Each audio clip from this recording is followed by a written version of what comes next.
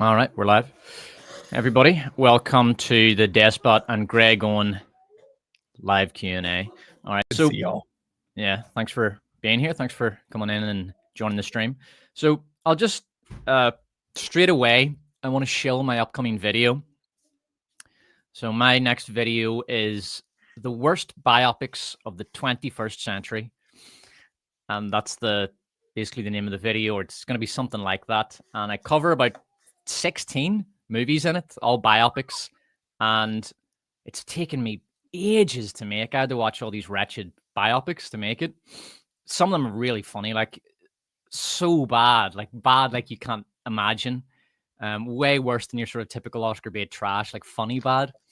So that'll be out this weekend. So watch out for that. And Greg, what do you want to show? Are you is it listicle style? Are we ranking, or are we just going? It's not, it's chronological. So I basically, how it's structured is I introduce like the perfect cash grab biopic, then the perfect Oscar bait biopic, because those are the two main categories. Yeah. And then it's just chronological from there. So it goes from 2008 up to 2024. The reason, if you're wondering why I didn't do 2025 biopics, it's because all the Oscar bait rubbish gets released at the end of the year. Yeah. Like Sydney Sweeney has an Oscar bait movie at the minute where she plays a boxer. That's a biopic. And then the Rock did his biopic Oscar bait movie. They always come out in November, December, even January, because they want to be fresh in the minds of the Academy during Oscar season. So, I can't get a hold of a digital copy of them. And so that's why. Anyway, yeah, Greg, what do you want to show? Should be next week, I think. I don't know. Next week's going to be bad. I don't know if I'm going to do it next week or not. I might just do something lighter because it's holiday week. Nobody wants to be watching videos. But the next one I'm doing is I finally got through all the romanticy books and romance books that I wanted to read by like Sarah J. Maas and Rebecca Yarros and all these other, to just see what is going on with those books and why the movies aren't working the same way, that because they're selling millions and millions. And I'm looking forward to that one. It's going to be a fun video. There's going to be lots of sex jokes, but not saying them outright, which is just one of my most favorite things to do. And there was interesting stuff in the books, but also there's plenty to laugh at because, I mean, it's book talk for a reason. But I'm looking forward to making that one. All right, great. Okay, we'll jump into some of the super chats here. Nevermore Rules says Hail Nevermore Rules. Pick Man's Model says, oh, he became a new member. Thank you very much, Pickman's Model. Delicious and taste good for $5. I have a question for both the Despot and Greg. What would be a good twist in a satire movie named Racism is Bad?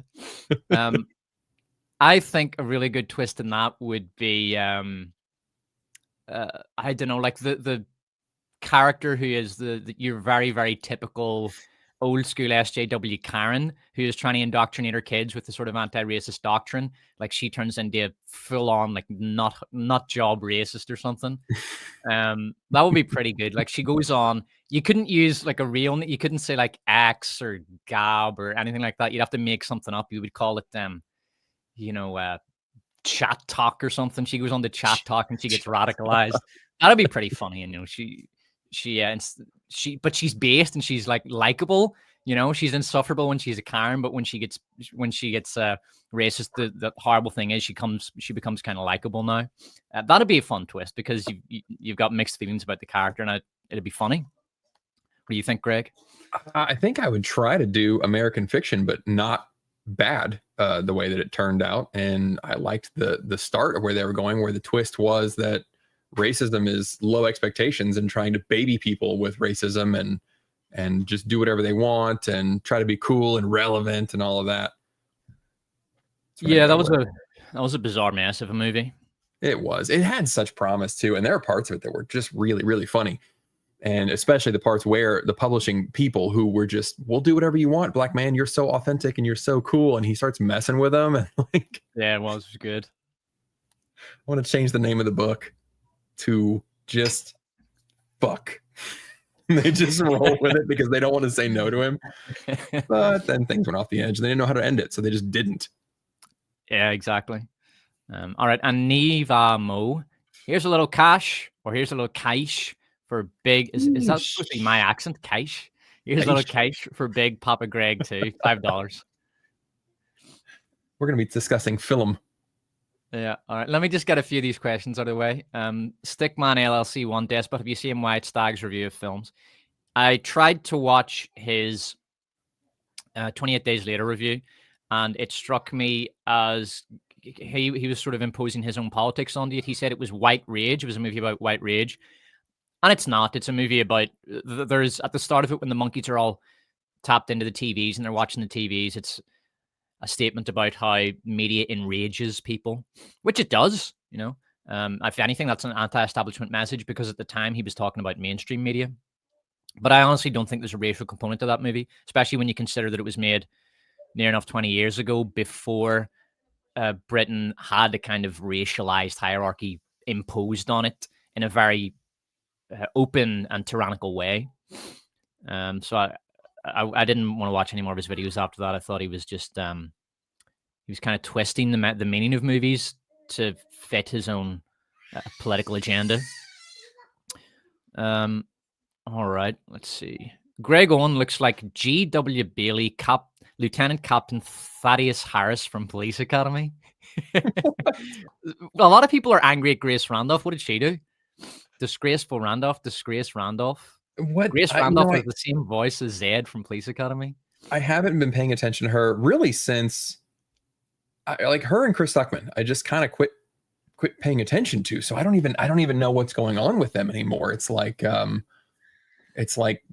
don't know. It's like Andrew Tate or something. Like, I don't know. I'm not paying attention to that guy. Like, he's probably said outrageous crap, but nobody cares anymore. Hopefully somebody in the chat does say what she did, because I don't even care.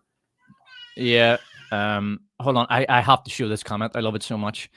Animator X Studios. Sorry, dude. I'd love to join, but there's another stream I'm going to watch in a few minutes.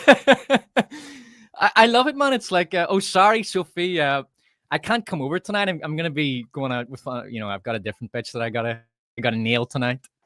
So that's a funny comment.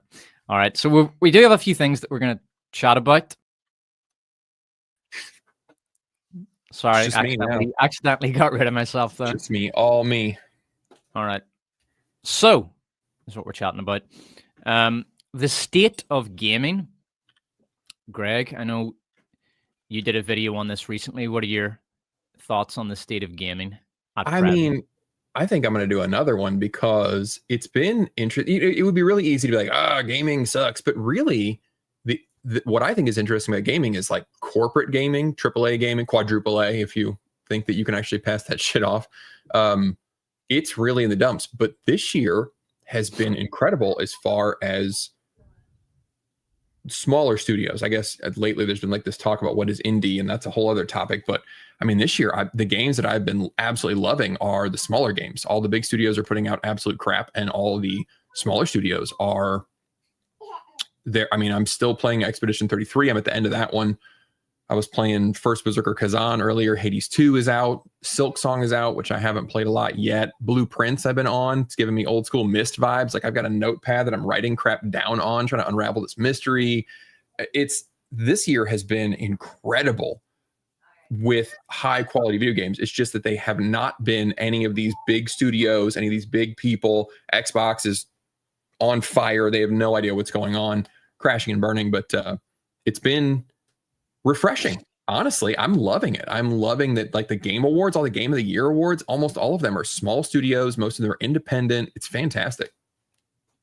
Yeah, I was keeping an eye on the Switch too. I wasn't going to buy the thing. I've already got a Switch OLED, and the specs on the Switch 2, when I looked at them, I was surprised at how kind of crappy they were compared to some of the other stuff on the market. I thought, really? Like, this is the best they could do for a Switch 2? It's not that much better than OLED. Yeah. So I didn't bother with it, but I also didn't see any sort of killer games that I wanted for it. And like, I bought the Switch mostly to play Breath of the Wild, which was an amazing game.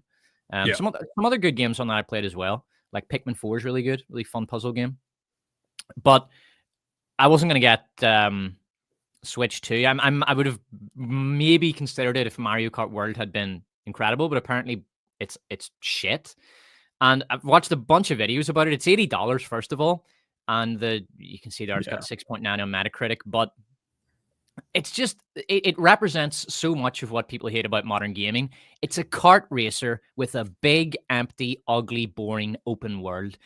Who the fuck asked for an open world in Mario Kart? Like, if there's one game you don't want an open world, it's a kart racer. It's a kart racer, okay? Yeah. If I want an open world, I'll play, Tears of the Kingdom or something like that.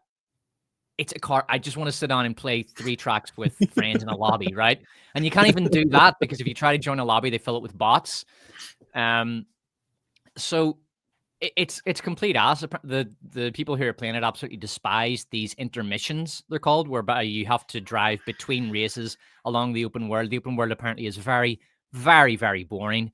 And the tracks themselves are overwhelmingly dull, dominated by big open straight lines and wide tracks, and they're just so it's been an extremely disappointing game that represents a lot of what Nintendo was doing wrong, and they didn't respond to any of the fan criticism in the DLC or anything like that. Mm-hmm. So to charge $80 for this utterly rubbish game that does everything gamers don't want, and it almost gives me the sense that gamers are getting increasingly fed up with massive open world games, and they just want something that's a bit more entertaining. A good contrast to that was the Sonic. What's the name of that Sonic racing game? It's out on Steam at the minute. That's got excellent reviews. Sonic Racing Cross Worlds. That's becoming very popular. And like Mario Kart user base has crashed, and a lot of people are heading over to Sonic because they just want a decent modern kart race. So they don't want to have to put up with this Nintendo crap. And that's just the we're not even scratching the surface with Nintendo. They've become such a horrible company, like the Disney of gaming. So to see Xbox going down in flames, moving their Game Pass up from $20 to $30 because, fuck you, I guess. Yeah. And the debacle with Switch 2 and it really not having any essential games right now. Yeah, it's a bit of a mess, but it is good. At least, like, that's a big difference between games and movies. There are still good indie producers, whereas with movies, the indie movies tend to be like what we were discussing earlier, a bit like shitty awards biopics and things like that. Although there is some good stuff. I did like, K-Pop Demon Hunters, obviously, although it's not an indie movie, it's a Netflix movie, and Sinners. There's some good stuff coming out, but it is very few and very far between. Yeah. It's, with the Mario thing, what's weird is that it doesn't sound like it innovates a lot. And strangely, open world racing has already been a thing. There have been Forza Horizon games for a long time, and those are really fun, actually. I think I played 2, 3, and 4 Forza Horizons, and I think 5 or 6 might be out now, or I don't know, 5 might be. But the point is, like, they still you have to travel from point to point. Like, you can't just warp to the race, but the way to get to the race, like, there's things to do along the way.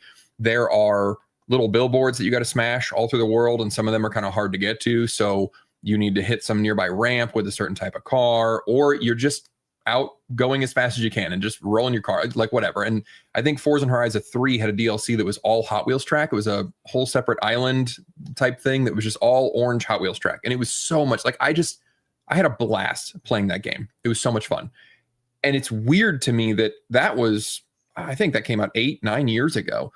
And Mario Kart World doesn't seem to have any sort of innovation for that open world, because I'm not opposed to that in concept. It's just that if all it is, but it's open, well, Ubisoft and other companies have been doing that for a long time with action games, but it's bigger. It's 33, 16 times the size. Well, who gives a shit if there's something to do? And that's really, it's odd. It's like a weird miss for Nintendo because a lot of their games have been big.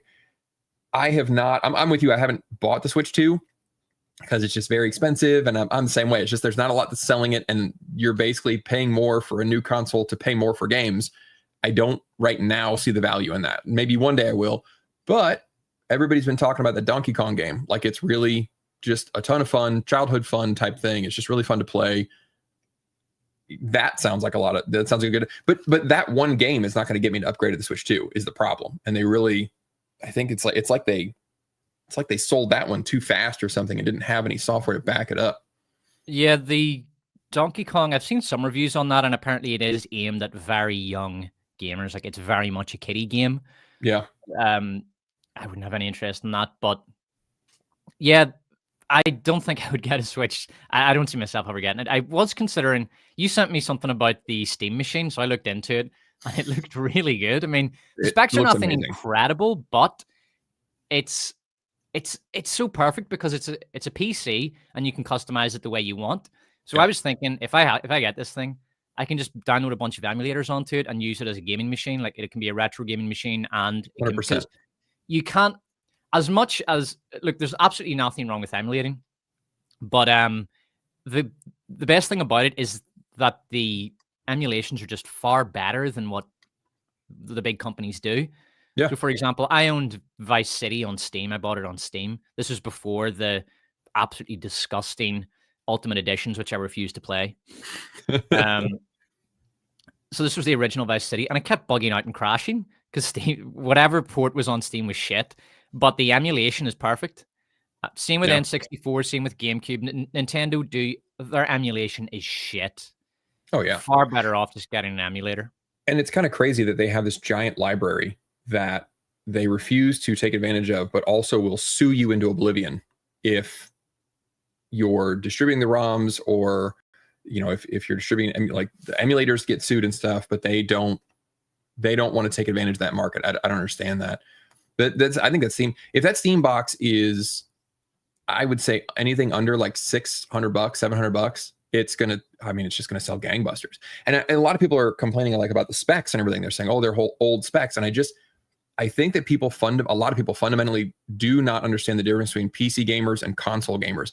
And this was the big thing, like with Xbox, is Xbox has made consoles, and now they want to basically break into the PC market with this high end, premium machine type thing. But anybody that's going to pay that is a PC gamer, and they want to customize, and they want, the new video card, and like they're really into that kind of thing, which is fine.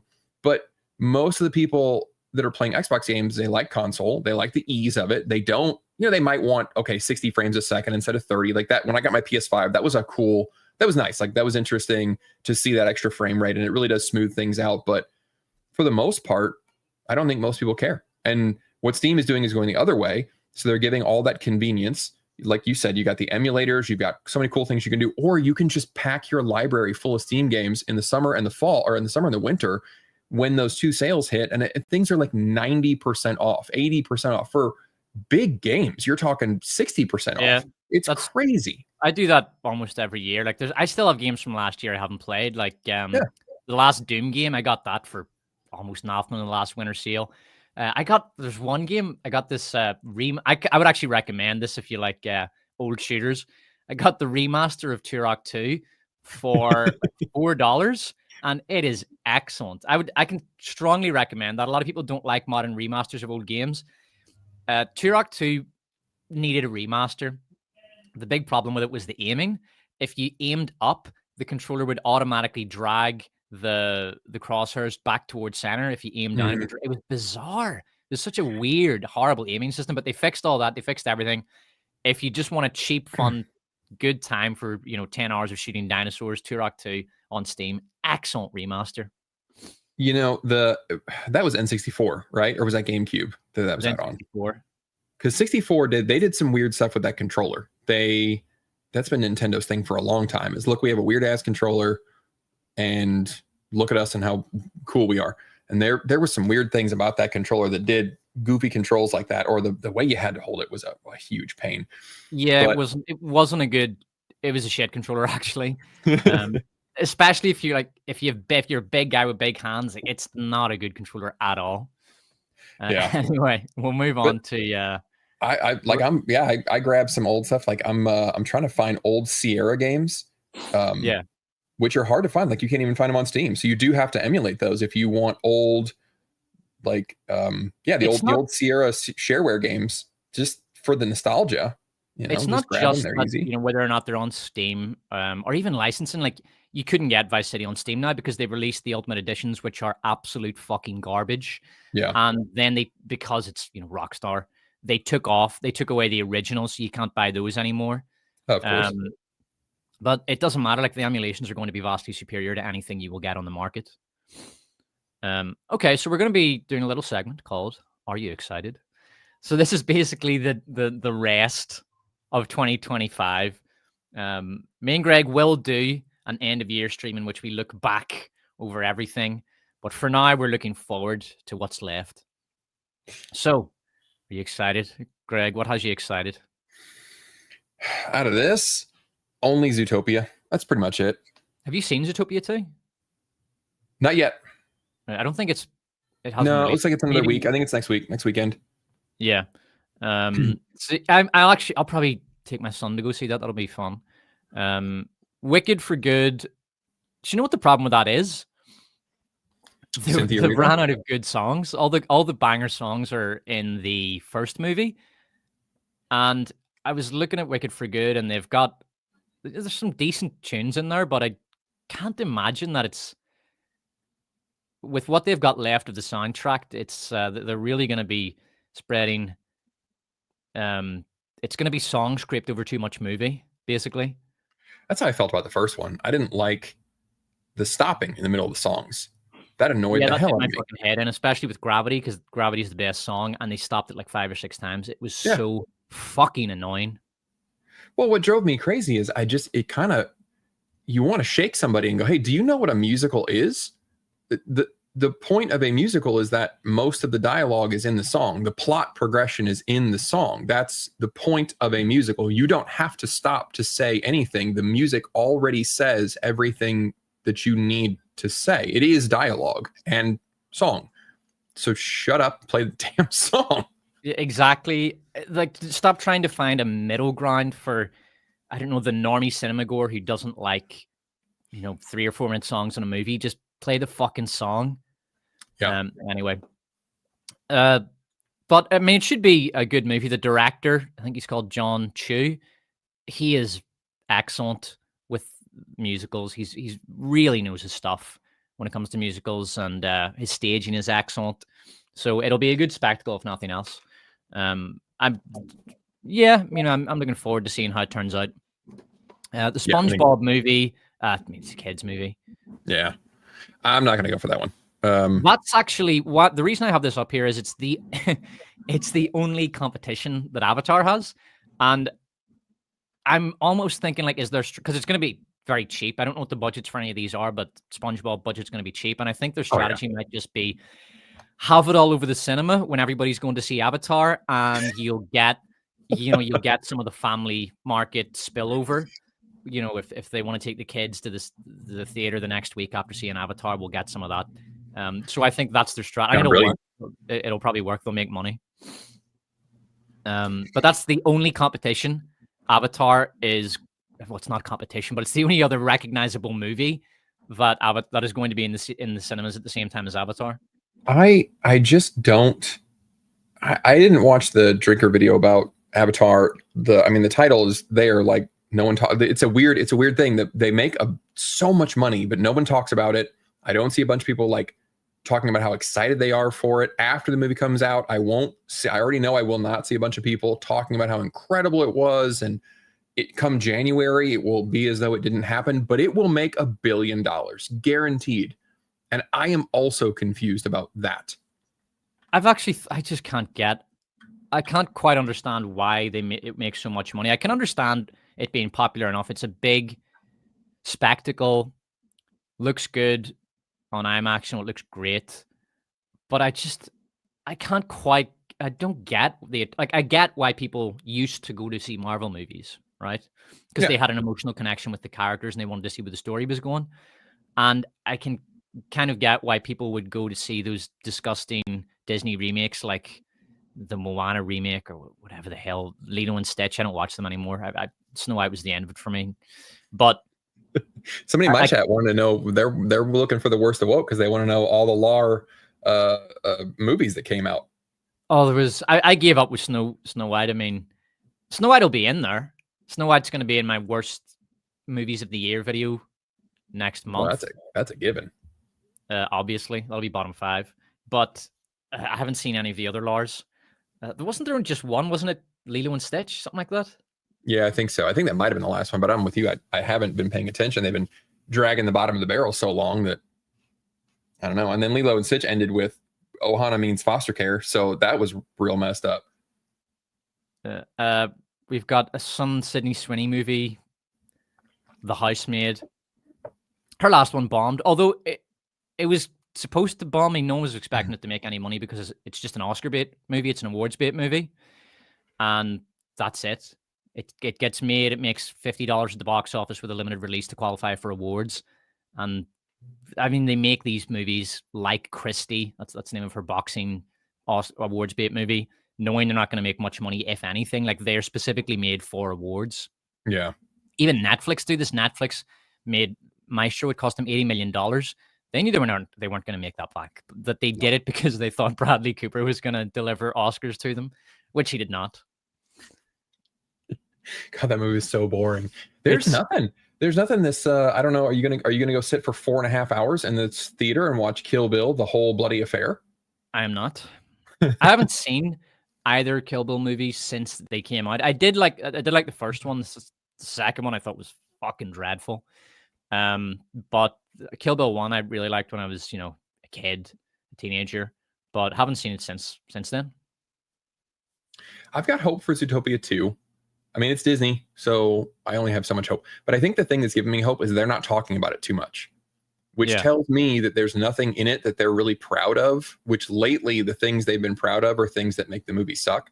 So either they just learn their lesson and shut up, or it's just a regular old movie and they don't care to promote it, in which case it might actually be good. I don't know. Yeah, I think I'm going to go see that one though with the kids. We're going to go. That's a whole family movie right there. Yeah, I'll go see Zootopia with my son. My daughter's not old enough to go to the cinema yet, but it'll be a fun time anyway. Five Nights at Freddy's. Did you see the first one? The thing about me is I'm a real bitch when it comes to scary stuff, even like kind of scary stuff. I just am not into it. Like, I'm not into horror movies. I am not into, and like, I get like what's messed up about that is like, it's a kid's game, but it's so, it's kind of scary. Like, there's jump scares and stuff, but I have like no interest in that whatsoever. So no, I didn't see the first one. I'm not going to see this one. It's not for me at all. All right, and we've got Ryan Johnson's third Knives Out movie. People love to hate on these Knives Out movies. I just think they're sort of murder mystery slop. It's a one and done sort of popcorn movie that is mildly amusing if you don't think about it. And they're shit, but who cares? Yeah. I've seen both of them. I've seen the first one. I've seen Glass Onion. I cannot remember either of them. It's pure forgettable Netflix slop. So what happens with, and this is something I realized when I was reading one of these shitty books, the House of Earth and Blood by Sarah J. Maas. It's god awful, and it's 4 times longer than it needs to be. What I realized about like the Knives Out ones, and I agree with you, they're not shit, but the difference between good mystery and amateur mystery is an amateur mystery dangles a clue out in front of you in a cryptic way.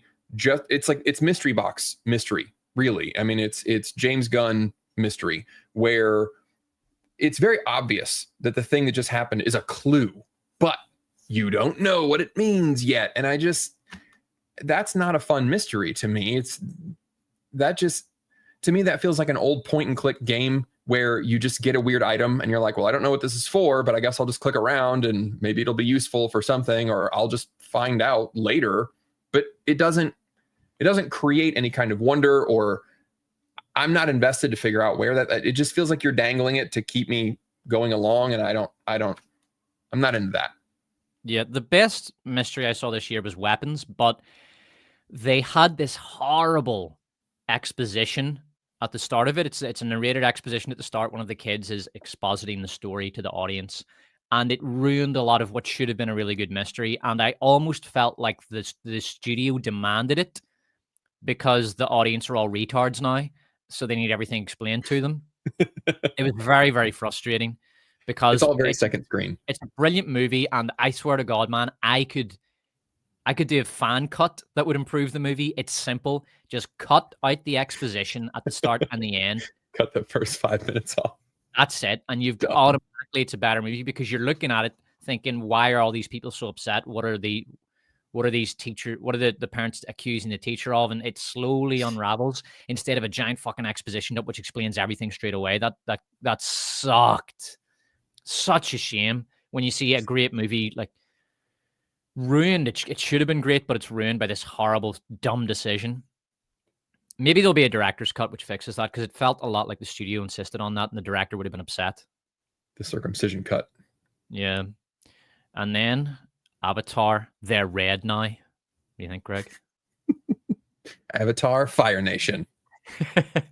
I'm actually interested in this, and I'll explain why. The biggest problem with Avatar is the shitty world building. So the Na'vi are idealized humans. Basically, they're noble savages. It's kind of like a boomer fantasy of noble savages. That's who the Na'vi are. They don't suffer from, diseases or moral degeneracy. They don't engage in any of the practices that ancient peoples engaged in, such as human sacrifice, ritualized murder, a lot of things that people don't even know existed. Things like clan retribution. I'll give you an example. So there was a British doctor in the first British colony that arrived in Australia, and he mentioned a case where an Aboriginal woman bashed in the head of a little Aboriginal girl because this girl was a relative of one of her enemies. The girl did absolutely nothing to this woman, but in Aboriginal society, it was acceptable to kill or try to kill the relative of an enemy because the clan was the enemy. That's just how they thought. And in any case, the British found this little Aboriginal girl and they brought her to the doctor, and the doctor managed to save her life. Doesn't quite fit the narrative, does it? No, it's not the beautiful one with nature, the picture that we like. Another Aboriginal practice was that if you were accused of something, you would stand in a circle and all the other Aboriginals would throw spears at you. And if you survived this kind of spear gauntlet, that meant you were innocent. Things like this. And don't even get me started on the Aztecs. And this is, even the Comanches. Like, the Comanches were brutal. Like, they engaged in recreational torture. And I mean recreational torture of women and children. It's all there. I mean, it's all documented. 19th century, there's extensive documentation from the American frontier in the 19th century talking about all this. There's a brilliant book called Empire of the Summer Moon, I think it's called. Something like that. About the Comanches. Anyway, but there's none of that in the Na'vi. The Na'vi are just this perfect sort of boomer hippie fantasy version of Native Americans, and they don't have any problems, and they live in this perfect society. So now, if you have this evil tribe, it's like James Cameron has to go against his own world building and actually present a more realistic, more interesting version of a Na'vi, which is more in line with the historical reality of primitive peoples. And I'm interested to see how he handles that. I'm interested when you discover that actually humans are still the real monster, and it's just that they had earlier contact with the humans and it turned them into the bad guys in some way. And then we discover through a miscommunication trope, nobody actually says this to each other at all. They just instantly are fighting, and they're right as they're about to explain and then understand there's an hour of the movie left. So like, no, they can't. And then it's discovered that the humans are actually the real monster all along. Yeah. I already know what James Cameron is doing here. This is an allegory for how the Americans conquered the North American continent by dividing the native peoples against each other. Right. So the Americans would go to the Cherokee or something and said, we'll help you out with your war against the Iroquois, and that's what they're doing. It's divide and conquer, it's divide and rule, which is a stupid way of looking at history, because that's almost like saying that the various Native American tribes didn't have their own agenda at play. They were also using the Americans to get what they wanted, and they did get what they want in many cases. This is happening over a course of centuries. If these tribes did want land, or it was often something as simple as plunder, they would get it. You know, it might have been something as simple as a war band of 200 guys going to the Americans and saying, "Hey, we want to raid our neighbors. We know that you have some land disputes with them. We'll join up with you. Um, you give us this piece of land that we want, and we'll go raid together." Things like that. Like this notion that the Native Americans are these naive children, and you know, the Yanks just took advantage of them. It's so stupid. It robs these people of their own agency and the fact that they had their own agenda and their own foreign policy to the extent that these little tribes could have foreign policies. But they didn't think of themselves as Native Americans. Why should they have? They were completely different people with different languages and different cultures. This notion of the Native American was imposed upon them by academic Karens working centuries after. Anyway, it's your typical infantilizing of the protected group, which that's why I think that's what's going to happen in this movie is like these poor innocent savages were so beautiful and innocent until they were turned into warlike people by the humans, by the colonists. It's dumb, and it's such a shame as well because you could do something really interesting with like the Na'vi. You know, if you treated them based on real, genuine historical research of what ancient peoples were like. Like, for example, imagine if in the first movie, you're Dr. Grace, what's her name, right? Sigourney Weaver. You're Dr. Sigourney Weaver, and you arrive on planet Na'vi, Pandora, and you're the chief diplomat for the humans. But the main problem is that the Na'vi won't stop doing human sacrifice or Na'vi sacrifice because it's important for their religious rituals. And they engage in these like 3 times a year. And Sigourney Weaver is tearing her hair out trying to get these people to stop doing this. But she's having real difficulty communicating to them that this is not good and they should abandon this practice. That would be much more interesting. Now, that's a far better movie than, you know, the evil humans came to conquer the innocent children of the forest. Yeah, this I'm not going to see it, but I'll be excited to hear about it from you. All right. All right. Well, we're just going to be doing a Q&A for the rest of this because we wanted to, open it up a bit and just try something different. So if you do have a question, throw it into the chat and we'll answer it. So while those questions are coming in, we'll have a look at this question here. Sleeve McDackle. Looking forward to the Death Spot Awards. That's a baseball player right there, old Sleevey. Can't wait to find out what random movie you'll introduce me to while complaining about another horror movie. Yeah, I mean, I've got a long list of my worst movies of the year. Hold on, let me actually read it out to you. I'll not cock tease you too much here. So this is for next month. Here we go. This actually hasn't been updated in a little while. Mickey 17, G20. Remember G20? Oh yeah. Red Sonja.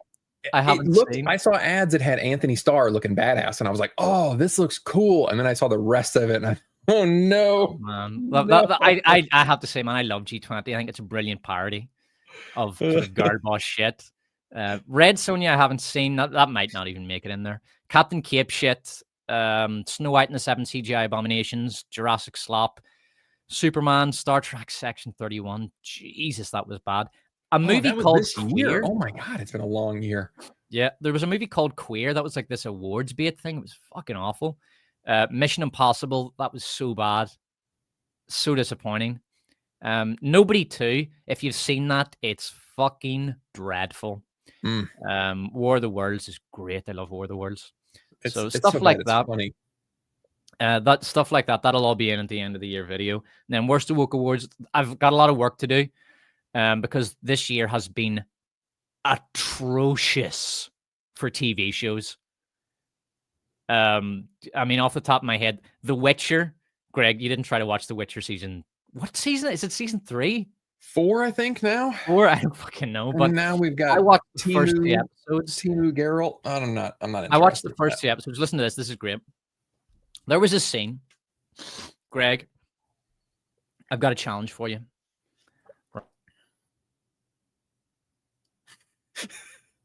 Oh, he muted himself. Can you hear me? There you are. All right. So there was a scene in The Witcher season 4 in which Geralt comes across a farmhouse and a group of evil soldiers show up and they try to rape the farm girl who's working there or who's living there. Now, I counted. There were 11 soldiers. Now, Greg, would you care to guess how many of those 11 rapists were white men? I want to guess somehow 12. It's a good guess. You're one off. 11 of those 11 rapists were white men. This is in a show where any group of people, it could be 4 people in the backest backwater of backwaters in a mountain village, and one will be from China, one will be from Japan, one will be from the Middle East, and the other one will be Sudanese, right? But when it's 11 rapists, they're all white men. Okay, that's The Witcher. Okay, it is absolutely agenda-driven propaganda. It is anti-white. It is anti-male. It is utter fucking woke trash. So that's The Witcher. I got through 2 episodes and I absolutely could not take anymore. It is appalling. The other thing is, apart from all the woke stuff, I had no idea what the hell was going on. It's so poorly written. It's so disorganized. It's such a mess. It's jumping around from scene to scene to scene to story segment. It's just awful. And then there was, go ahead. Well, that's something that I'm interested in talking about. Just like fantasy shows in general, is the fantasy television lately, partly because of like everybody's super obsession with the whole everything's got to be super diverse, is you never know where you are. No place has character. Every building, the architecture apparently is the same all throughout the entire continent of whatever fantasy show. Everybody dresses the same. Everybody acts the same. There are no different accents. You can never tell where you are. And you're right. Nothing in the writing would suggest where anybody is going. So they're just sort of wandering from soundstage to soundstage. And there happens to be a semblance of a plot that episode. And that's it. Yeah, I do get the sense, though, that audiences are just sort of burned out on the post Game of Thrones fantasy, that the whole genre was a total failure and everybody's just sort of done with it. Yeah. Game of Thrones, I think, was the worst thing to happen to fantasy television because it was so successful that everybody just thought, where's our Game of Thrones? We need to make our Game of Thrones now. And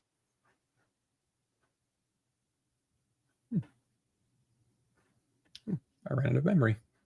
Yeah. Lots of Mr. Takuro says lots of material for the worst of Woke Wars this year. Yeah, I mean, I didn't even mention Alien Earth. I'm interested to see what Stranger Things season 5 is going to look like. I think everybody's beginning to suspect that this could be really bad. I did see that one scene where Millie Bobby Brown is trying to do girl boss action, and it was horrendous. Did you see that, Greg? I haven't. My daughter's super excited about it, but I haven't been keeping up with Stranger Things, and it's one of those things where I feel like I've missed it, and I don't want to binge 4 seasons of it now. So I'm just like, well, I missed out. It is what it is. Yeah, RRTNZ writes something in what looks like Welsh. That's new. Thanks very much, RRTNZ. Can't read that though. Don't speak Welsh. I got a couple in my chat here. Well, first of all, somebody wanted to know when we're going to review Sinners, and I don't have a review. I mean, I thought it was awesome, but I've got mixed feelings on the themes, and I don't think that it's. I don't know. I don't have a ton to say on Sinners other than just go watch it because it's freaking cool. Sinners? Yeah. Have you seen it? Yep. Yeah, that's probably my pick for the best movie of the year. The one thing a lot of people didn't like about it was they felt that the themes were sort of anti-white. You know, the white vampires come in to attack all the black guys. But I felt that was an oversimplification because you already have the Klan. Like, it's a literal. You've got a literal representation of Jim Crow era racism. I think the vampires symbolize the destruction of individual identity. And apart from anything else, a lot of blacks end up as vampires as well. And they try to kill the other blacks. So I can understand why people would say that, because there is this oversensitivity to racial issues as a result of what Hollywood has done, in that they've propagandized entertainment. But even the Black Church, the way it tries to take the main character away from his music. And that's an incredible scene, by the way, at the end where, he walks into the church with a broken guitar and his father's screaming at him. What an amazing scene. That might have been my favorite scene this year. And the music for that movie as well is incredible. Yeah, I enjoyed the hell out of the music until I didn't dig the mashup thing, where suddenly Shen Yun dancers were kind of in the middle of the crowd, and then a guy from friggin' P-Funk All-Stars just kind of showed up all of a sudden, and it blended with the blues music. I didn't love that mashup, but for the most part, the music all throughout was great. And then Michael B. Jordan is just an excellent actor. I mean, let's just forget that Fantastic ever happened. Scrub that from the record. The guy is just a really good actor. And I don't always think that Coogler has I don't think that a lot of the stuff has the depth that people attribute, but I think his movies look great. Like, as far as composition, color, he makes a very good looking movie. I mean, they're just visually stunning. Every shot, they're great, and he's got a real eye for it. I mean, let me have a look here. Creed 2015. That is a very good looking movie. Black Panther. I mean, the movie's trash, but it's a Marvel movie, and it looked good. I mean, as a director, he did his job. He took this, although he was also a writer on that. But that movie's a piece of shit, but hey, it looks good. In fairness, he's really only done 2 movies. I mean, Wakanda Forever, I think, is unwatchable. Have you watched that?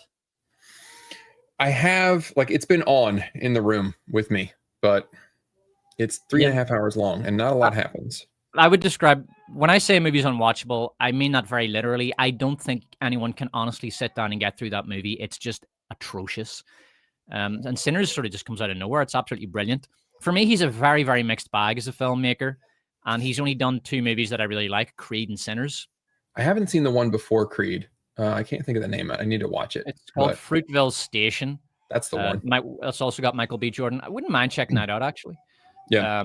But I'll keep my eye on Ryan Coogler.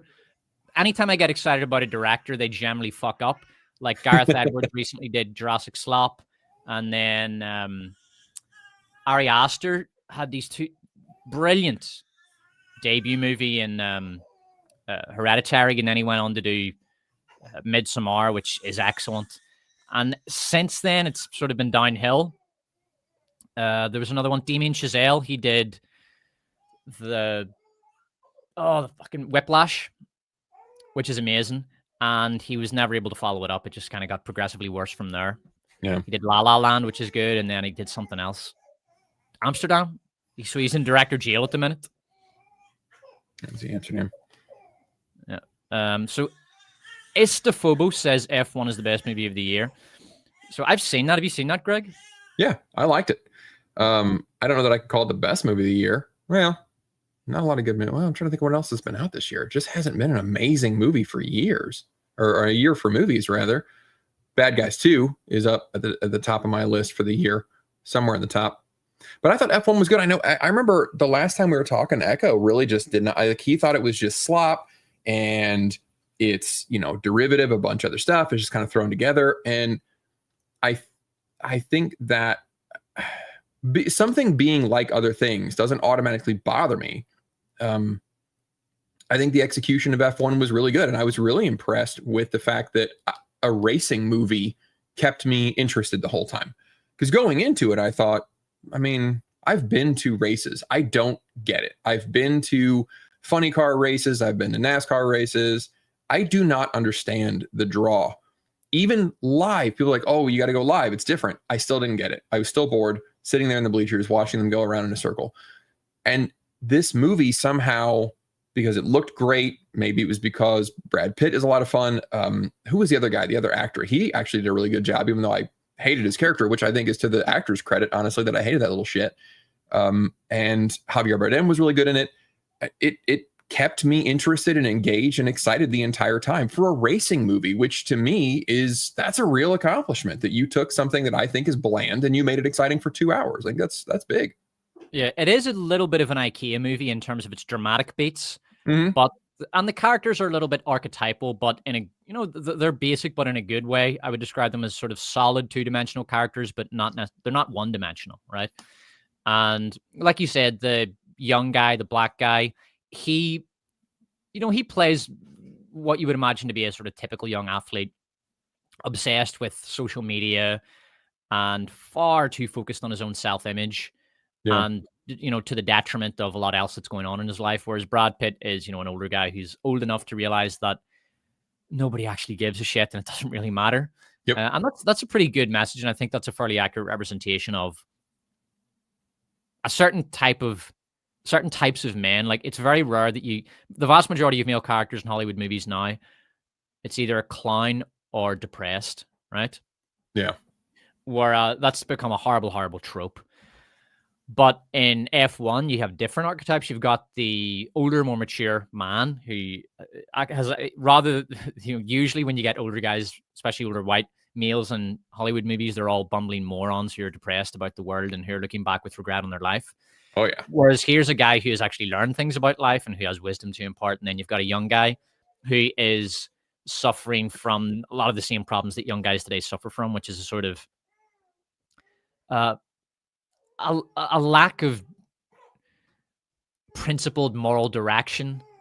It's like their worldview is a bit of a paper bag in the wind. It's just flying all over the place, and they don't have a still core, a center. That was really good. You can probably hear my daughter screaming in the background. Hold on, I'll throw up a question for Greg while I mute. 2 seconds.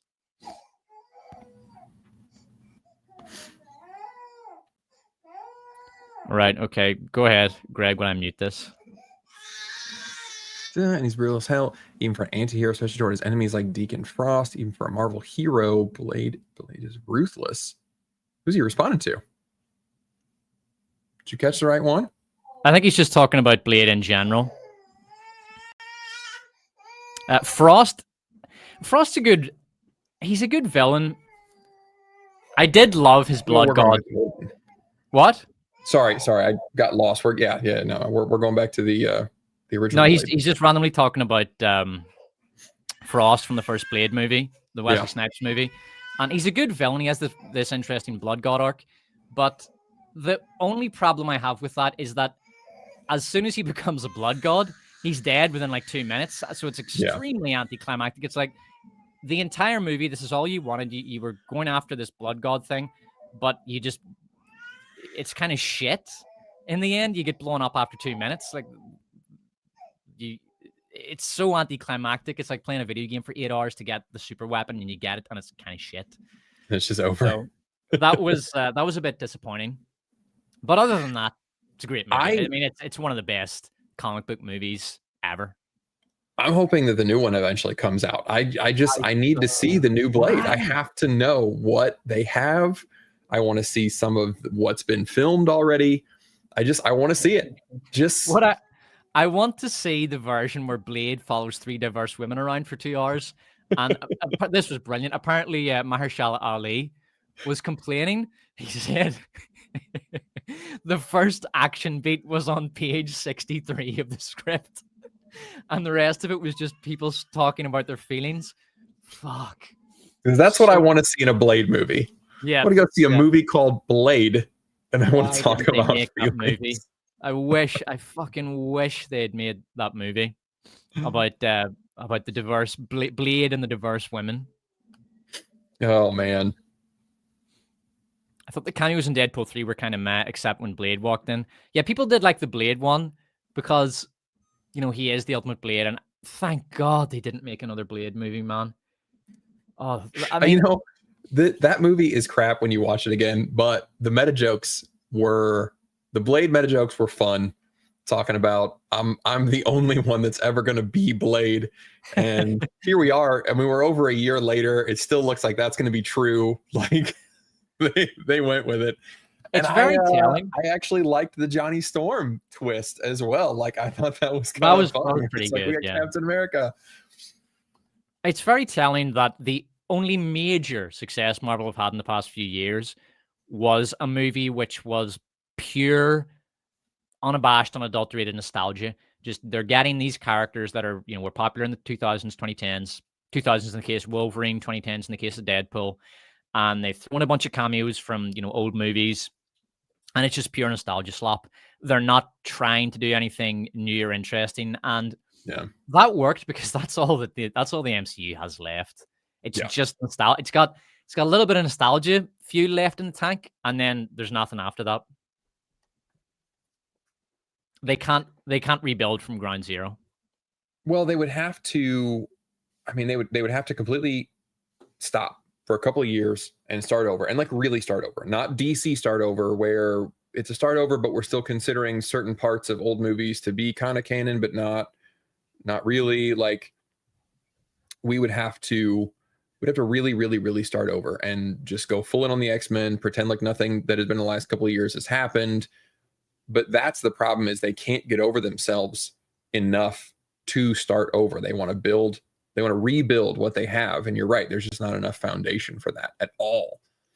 And it's just too spread out at this point. And I don't read a lot of comics, but I'm told that comic readers kind of they can tolerate the sort of cognitive dissonance of everybody's sort of in the same world, but each comic is only dealing with that comic character. So it's fine that different issues have things happening, when in reality, if you step back, you're like, why does nobody come in from the other comic stories or whatever? But people do that with movies. Like they can't separate them like that, especially when you're calling it this big, the MCU, the cinematic universe. It's all connected, whatever.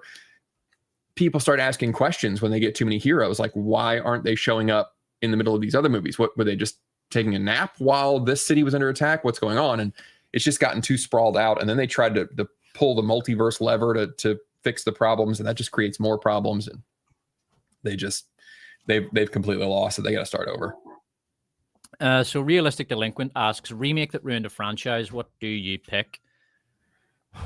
I would say, a remake that full on absolutely massacred a franchise would be Terminator Dark Fate. No, I think he wants you to remake a ruined franchise. So you would remake Terminator? Oh, no. A little bit there. Oh, you froze up.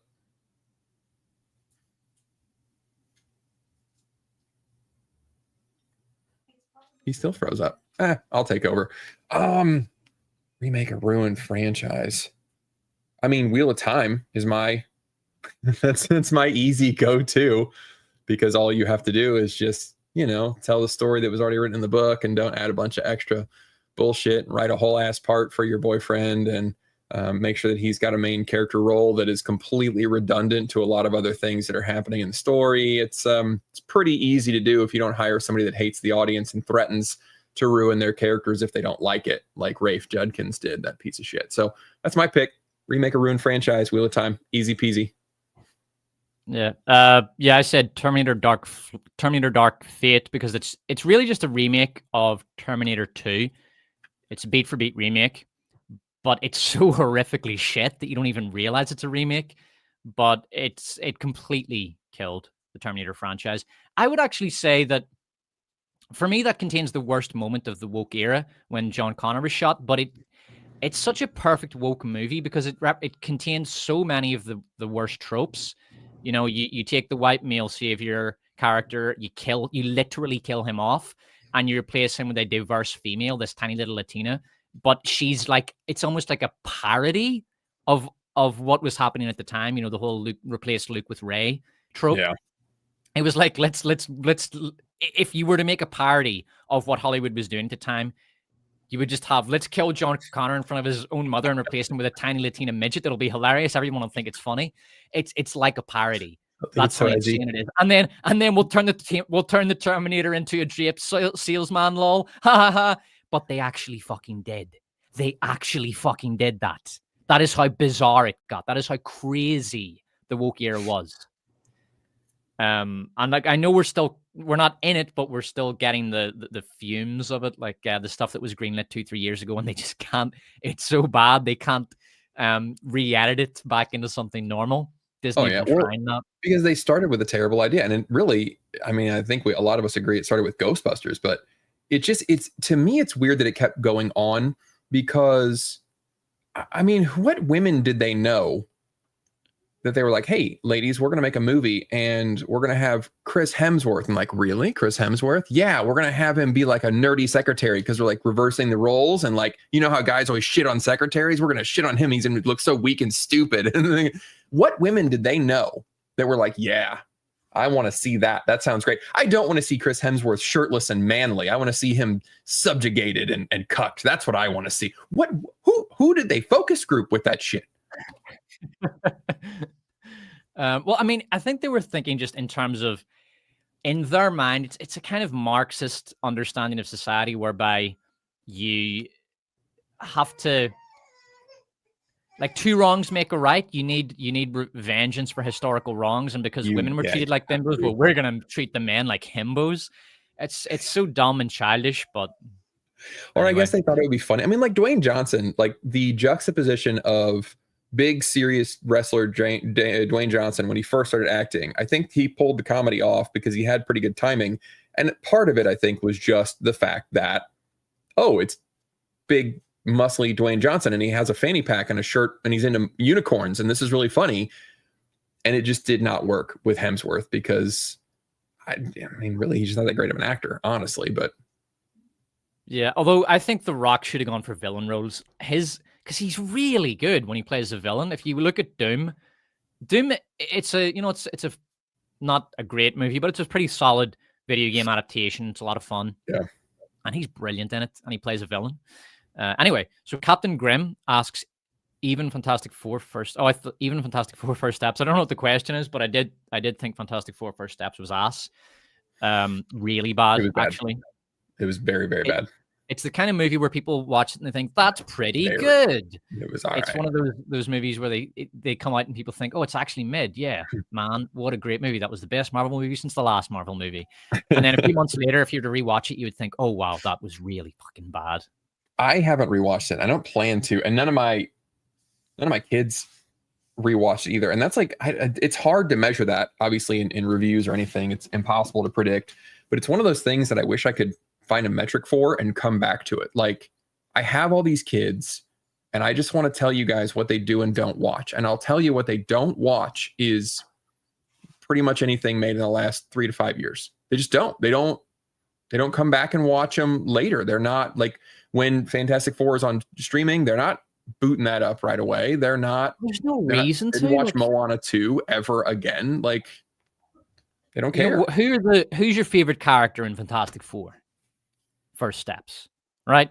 What's your favorite scene? Yeah. It doesn't have any good scenes. It doesn't have any good characters. It's a dreadful movie. The scene, my favorite scene was where they put a pumpkin seat in the middle of an obvious trap with giant yellow and black banner tape around it and thought the giant monster is going to step right into this. And then he didn't, and they were shocked. They were hiding behind something as though it were like something's going to blow up, but they're staring at a baby in a pumpkin seat, allegedly. And then it didn't work. Their Wile E. Coyote fucking contraption didn't work, and they were the smartest man alive, Reed Richards, was like, that's what we got to do right there. Yeah, that's my favorite scene. Brilliant. Yep. Hail Despot and Greg. Question for Despot and Greg, if you happen to have one. Have you a favorite Irish film? My favorite Irish film is Michael Collins. I also really like The Banshees of Inisherin and Darby O'Gill and the Little People. Total classic. Irish films tend to be very depressing, like excessively depressing. Like if you've seen Angela's Ashes or the Magdalene Sisters, they're horrible movies. They're very anti-Catholic as well. And that turned out great. Well done, guys, for the moral inversion of Ireland. That was so wonderful, you know. Rampant abortion, mass immigration. A 10-year-old girl got raped by an African migrant recently. So fantastic job, guys. Well done. Like a lot of old Irish movies are honestly just anti-Catholic church propaganda. But there are some really good ones. Michael Collins would be a favorite. And more recently, The Banshees of Inisherin, I think, is one of the best movies this decade. It is excellent. And the Wind That Shakes the Barley is another really good one. Greg, what about you? Have you seen any Irish movies? No, I haven't. I still haven't seen Banshees, and I really want to because I wanted to watch that one. And as we Americans say, in Bruges is what I want to see. Bruges seems like a super nice city. Or how? So In Bruges is Bruges. decent enough. Yeah, In Bruges is an all right movie. But I want to see those two and kind of compare because I've been told they're both great, and then and Gleason and Colin. But no, I haven't seen any that I know for a fact are Irish movies. Heel Despot, I asked about a review of Pink Floyd's The Wall, but you replied saying that you hated the album. I was wondering why. So I listened to that album a few times when I was a teenager and haven't listened to it since. So I can't really remember it that well. But the general sense that I got from it was that it was a low effort album masquerading as a high effort album. So basically you have your concept. Oh, it's a concept album. That means it's very clever and profound, but there's not actually that much effort put into the music. And so they become overly obsessed with the concept. But when you go through it song for song, like, what are the great songs? And don't say Another Brick in the Wall, because that song's fucking dreadful. Another brick in the wall. Fuck, it's awful. It's so dumb and stupid. And the lyrics as well. You know, oh, you're just another brick in the wall. Like, it's such a dumb, stupid, fucking boomer thing to say. Because you go to school, that means you're a robot. It's like, no, boomer, you're the robot. You're the moron who's been fucking brainwashed with the post-war liberal world order bollocks. And you're trying to impose this notion that everyone who attends a school is a brick in a wall. Ugh. I just hate that song. And everything I've heard from the album, like I say, it's got a lot of songs on it, but what are the great songs? You know, it's like if somebody says, "Oh, this movie's a masterpiece" for some reason. It's like, okay, what's your favorite scene? And they can't answer it because it doesn't have any great scenes. Like, look at a lot of people really liked Thunderbolts, and I just asked them, like, man, what was your favorite scene in Thunderbolts if you think it's a masterpiece? Like, I would say Reservoir Dogs is a masterpiece, and you say, okay, what's your favorite scene? I would say the coffee scene, the opening scene, is an incredible scene, and it's very, very clever. The way Quentin Tarantino, the way he's using dialogue to keep you watching and to keep you interested, because there's little things happening in the dialogue, and you want to see how it ends. The tipping, how does the tipping end? Like, does Mr. Pink tip? Does his cause an argument? The little book that the boss is talking about, like, what's this little book about? You know, where does that go? It's little things he uses to keep you interested in the scene. The cinematography and the acting is absolutely brilliant, and the chemistry between the actors is awesome. But if I were to ask someone what's your favorite scene in, say, Thunderbolts, I like the one with the depression analogy because my depression. And Pink Floyd's The Wall is very much the same. It just doesn't contain any good songs. You compare that to Dark Side of the Moon or Wish You Were Here, which are incredible albums. Absolutely brilliant. But I've always hated The Wall, and I always will. Although maybe I should listen to it again just to see, like, how bad it is. Just get yourself worked up before your next filming. Dodgeball. Ireland is a shadow of what they used to be. Yes, I mean, obviously mass immigration has had a tremendously negative effect. It's important to not wax too nostalgic about Ireland, though. I mean, Dublin was always a dump. It's far worse now. It's pretty much unlivable. But I always hated the place. I always thought it was a dump. And then, of course, you had the Troubles from 1969 to sort of the mid-90s, in which there was a lot of tit-for-tat killings going on. It was like a small guerrilla warfare. So while we do want to oppose mass immigration and actually get Ireland to enact a common sense immigration policy, it doesn't need to be zero immigration, but it should be, immigrants should be a small number of national guests. But what is going on now is absolute insanity. And you don't want to necessarily mythologize or the past, but let's just deal with the present and try to make the country as livable as possible in a common sense way.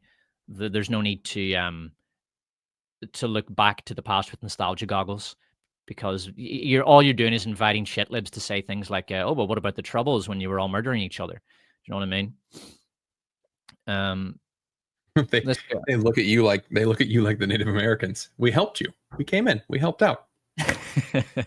Honestly, that was one of the themes in Sinners. I think that people kind of, I don't know where that was supposed to elaborate on, but that was the big thing. They said it was, it's white people are the vampires. Really, it was the Irish guy was the vampires, and he was running away from his own sort of invaders, is what he alluded to at the end there. So, yeah, there's also a. I don't know if blacks generally in America would think like this, if they think of white people as white people, like a single homogenized group with a single identity, which isn't true, because America is so vast. You have subcultures all over the country, like New Englanders and Appalachians and Southerners. These are all pretty different people with different cultures, and then of course you've got the big city cultures. But in Sinners, they're not doing that. You, like Greg said, you've got the Irish guy who has his own history of oppression, and he's had his culture taken away from him by the British, by the English, and he's obviously come over to America to escape that. But it's almost like a kind of a learned tyranny, like an intergenerational tyranny that is, passed from one generation to the next. It's very interesting. That's a really interesting character. That Irish vampire, I can't remember his name, but the guy who plays him, Jack O'Connell, he's a brilliant actor. I first saw him actually in a terrible movie, Back to Black, Amy Winehouse, Amy Winehouse biopic, which I talk about in my next video. I was going to say, is that on your video? Yeah, it's in my video, but he's brilliant in it. He's the best thing about it. The only good songs on the wall were written by Gilmour originally for his solo album, so there you go. I never listened to his solo albums, though. Greg Owen, do you like King Killer, The Witcher? Yes. So I've only read one Witcher book. I have a bunch of them, but I read one and I started reading some other ones. I've been kind of bouncing around. I started reading some Dresden books, which are really, really good.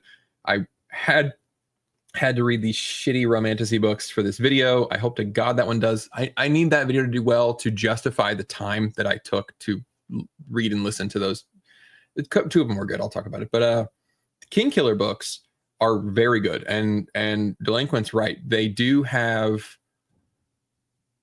I think, in ways, interesting world building. Like King Killer has a lot of different magic systems. One is kind of philosophical, and one is very like runic based, sort of magical type words.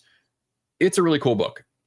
The third book is never going to happen, unfortunately. So it's two really cool books, and then it's a George R.R. Martin shit show because the author has not written the third book in 14 years, I think, at this point. It is very disappointing, and I don't think it's ever going to happen. But they're very good books. The Witcher are fun books. I can't wait to get to the rest of those. Yeah, answer this. I will be back in just a minute, Greg. Amelia, friend of the channel, friend of all the channels, reading Writing Stokes' imagination. Stokes, got my mind elsewhere. Stokes' imagination, scrolling the internet and social media is destroying a child's ability to imagine and create new things. Yeah, I completely agree with you on that one. What I would add is listening to books too. A lot of people with kids have this weird prejudice against audiobooks, especially for kids. Like they're dying for their kids to only read physical books, and like really advanced books too. And what I found with my own kids is the ones that did not want to read that now do read. I was like, just listen to some books, whatever just fun. They don't have to be Catcher in the Rye. We're not trying to read like deep ass books here. My younger boys are listening to, quite frankly, garbage lit RPG, but they're having a great time with it. And now as they get older, they're interested in stories. And so now they're starting to read physical books. My older daughter didn't, or my second oldest daughter did not want to read, hated reading. She was kind of slow at it when she was younger. Like, fine, listen to some books, have fun, just enjoy the stories. And now she's churning through physical books all the time. She's got one in her hand constantly. I think it's a pet peeve of mine that people talk shit on audiobooks so badly, especially with kids. Like, got to get them reading. No, you got to get them in love with stories is what you got to do. And then later they'll pick up books if they want to. It's fine. Yeah, I absolutely love audiobooks. They brought me back to reading because I read a lot as a teenager. And then in uni, I kind of fell out of the habit. And then audiobooks brought me back to it. I was really into audiobooks before it was cool. I got into it like in the sort of early to mid 2010s. And originally I was listening just French MP3s to when I was learning French, when I was Yeah. studying French. And then I read a lot of, the last time I read a ton of physical books was just when I was reading in French, which is really one of the greatest joys in my life was reading all these books in French. It was just brilliant. If you're into language learning or you want to learn a language, I would recommend Link. Link is without question, LINGQ. It's without question the best website and app for learning a language. And yeah, especially now that Duolingo has gone full fucking AI. Duolingo sucked anyway. It always sucked. Link is what you want. But yeah, I love audiobooks, man. I mean, at the minute I'm listening to a book by Adrian no, what's his name? Well, he's a Roman historian, and it is about the Emperor Augustus. It's a really good book. All right. So, have you read the Dungeon Crawler Carl books? They're super popular. Have you dipped into those? Dungeon Crawler Carl, what is that? It's a goofy sounding premise. It's a guy, it's like a lit RPG. It's like a video game. The Earth gets taken over, and the people that are left alive are forced to participate in what is essentially reality TV, going through a dungeon in the Earth. And it's like a video. They level up, they get spells, magical items, whatever. So the premise is goofy. It's like a comedy book at the beginning, and it just kind of gets you hooked like that. But then as the series goes on, it's a really good book series. There's interesting themes about like the capitalistic side of this reality show and these companies that run it throughout the galaxy, this sort of existential theme that goes along about the guy realizing most humanity is dead. There's a whole character arc because his cat starts talking, and there's a whole like growing up from childish to mature type thing. There's a mystery that you want to see unraveled that they can't talk about because they're being watched all the time. There are interesting relationships with characters that I want to see where they go. I thought like, fun, comedy, goofy. It's a video game, but like a Running Man, Deadly Dungeon. And then it actually gets really good. It's a really good series with really well-written, emotional characters and good themes. It's solid. It's really solid. All right, so Dodge Pal. I love you, Greg. But enough about that. Let's read Dodge Pal's comment. I love you, Greg, but I gotta disagree about Disney's post-woke collapse. You would have gotten way worse films had they stuck to their original vision. I mean, that's very true. Very true. I want to see the original Elio cut. I want to see the original Adrian Molina cut of Elio and him doing a freaking drag show for a crab and discovering his gay identity with a bunch of aliens who definitely are not grooming him to come out to the alien utopia where they all just hang out together. I have got to see this movie. I've told Greg, I think Elio is a pedophile coded movie because it's about a pre-adolescent boy who discovers his, budding homosexuality, and then he signals to the outsiders to come get me. I think it's a profoundly creepy and disgusting movie, and I can see why Disney. I think Disney might have picked up on that and thought, okay, this is even for us. This is going too far.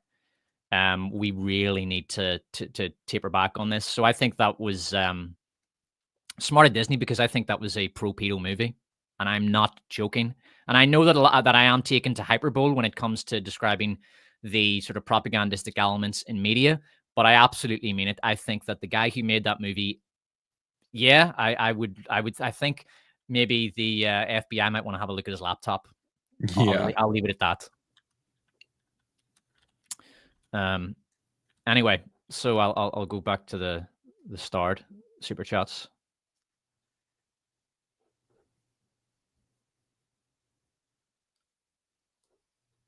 Looking for questions in my own.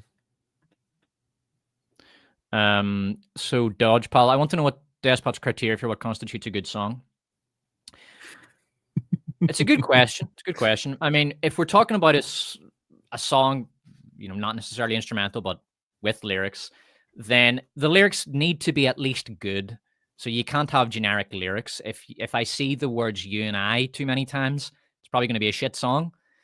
Probably very amateur. So then the lyrics should be vivid and colorful. They don't necessarily even need to have meaning. As long as it's deliberate, all lyrics have meaning, whether it's subconscious or conscious. They all have meaning, unless they're completely randomized or AI or something. If you actually sit down and let the lyrics come out of you, they will have meaning. You might know the meaning in a conscious sense, or it could just be coming from your subconscious, but it will have some meaning. So as long as you've got good lyrics, that's a good start. But it is a necessity, and it needs to be. I know it's a generic thing to say, but it does need to be harmonically interesting. I don't even need necessarily for it to have a great melody. For example, "Runner's Dial Zero" by Beck is an incredible song. The melody's nothing special, but it's so harmonically beautiful. So it needs to just be musically interesting in that sense, and not generic and honest. It has to be honest.